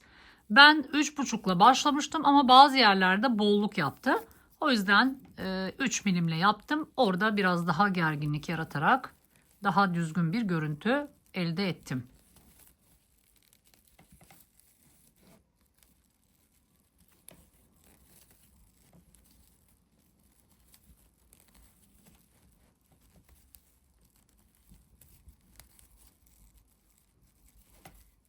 Evet, bakın bu şekilde ilerliyoruz. Evet, ben şimdi tığlamamı tamamlayıp ütümü yapıp geri geliyorum arkadaşlar. Evet arkadaşlar, çantamızın son hali bu şekilde. Ben çantamla aşk yaşıyorum. Gerçekten bayıldım. İlk başladığım zaman böyle çok mu renkli oldu acaba diye düşündüm. Bir içine mavi katsa mıydım diye düşündüm. Ama çanta ilerledikçe ve şu kenar tığlamayı bitirince her şey tamamlandı, bütünleşti. Umarım sizler de beğenmişsinizdir. Gerçekten çok güzel teknikler öğrettiğimi düşünüyorum bu modelde de. Dilediğiniz boyutlarda çalışabilirsiniz. Bu çantayı ben astarlamayı düşünmüyorum. Çünkü tok bir çanta. Astara hiç gerek yok. Delikli bir çanta değil zaten. Ama siz eğer astarlı çantalar kullanmayı seviyorsanız tabii ki astarlayabilirsiniz. Renkli bir çanta örecekseniz renkli bir astar kullanabilirsiniz. Mesela buna ben olsam sarı bir astar dikebilirdim veya turuncu bir astar dikebilirdim. Çok güzel uyum sağlayacağını düşünüyorum. Yani koyu renk tercih etmezdim. Burayı dilerseniz çıt çıt da yapabilirsiniz. Ben muhtemelen yapacağım ama onu video içerisinde göstermedim çünkü videom çok uzadı. Evet, geldik bir videomuzun daha sonuna. Umarım sizler de uygularsınız. Renk renk çantalarınızı Instagram'da görmek isterim. Yaptığınız çantaları beni etiketlediğiniz zaman çok mutlu olduğumu da söylemek istiyorum arkadaşlar. Gerçekten çok emek sarf ediyoruz. Model sahibi olarak da etiketlendiğimiz zaman bizler de çok mutlu oluyoruz. Ayrıca kanalıma yeni gelen arkadaşlar olabilir. Kanalıma abone olursanız, beğenirseniz ve yorumlarda bulunursanız gerçekten katkı sağlayacaktır. İzlediğiniz için teşekkür ediyorum. Bir sonraki güzel modellerde görüşmek üzere. Şimdilik hoşça kalın.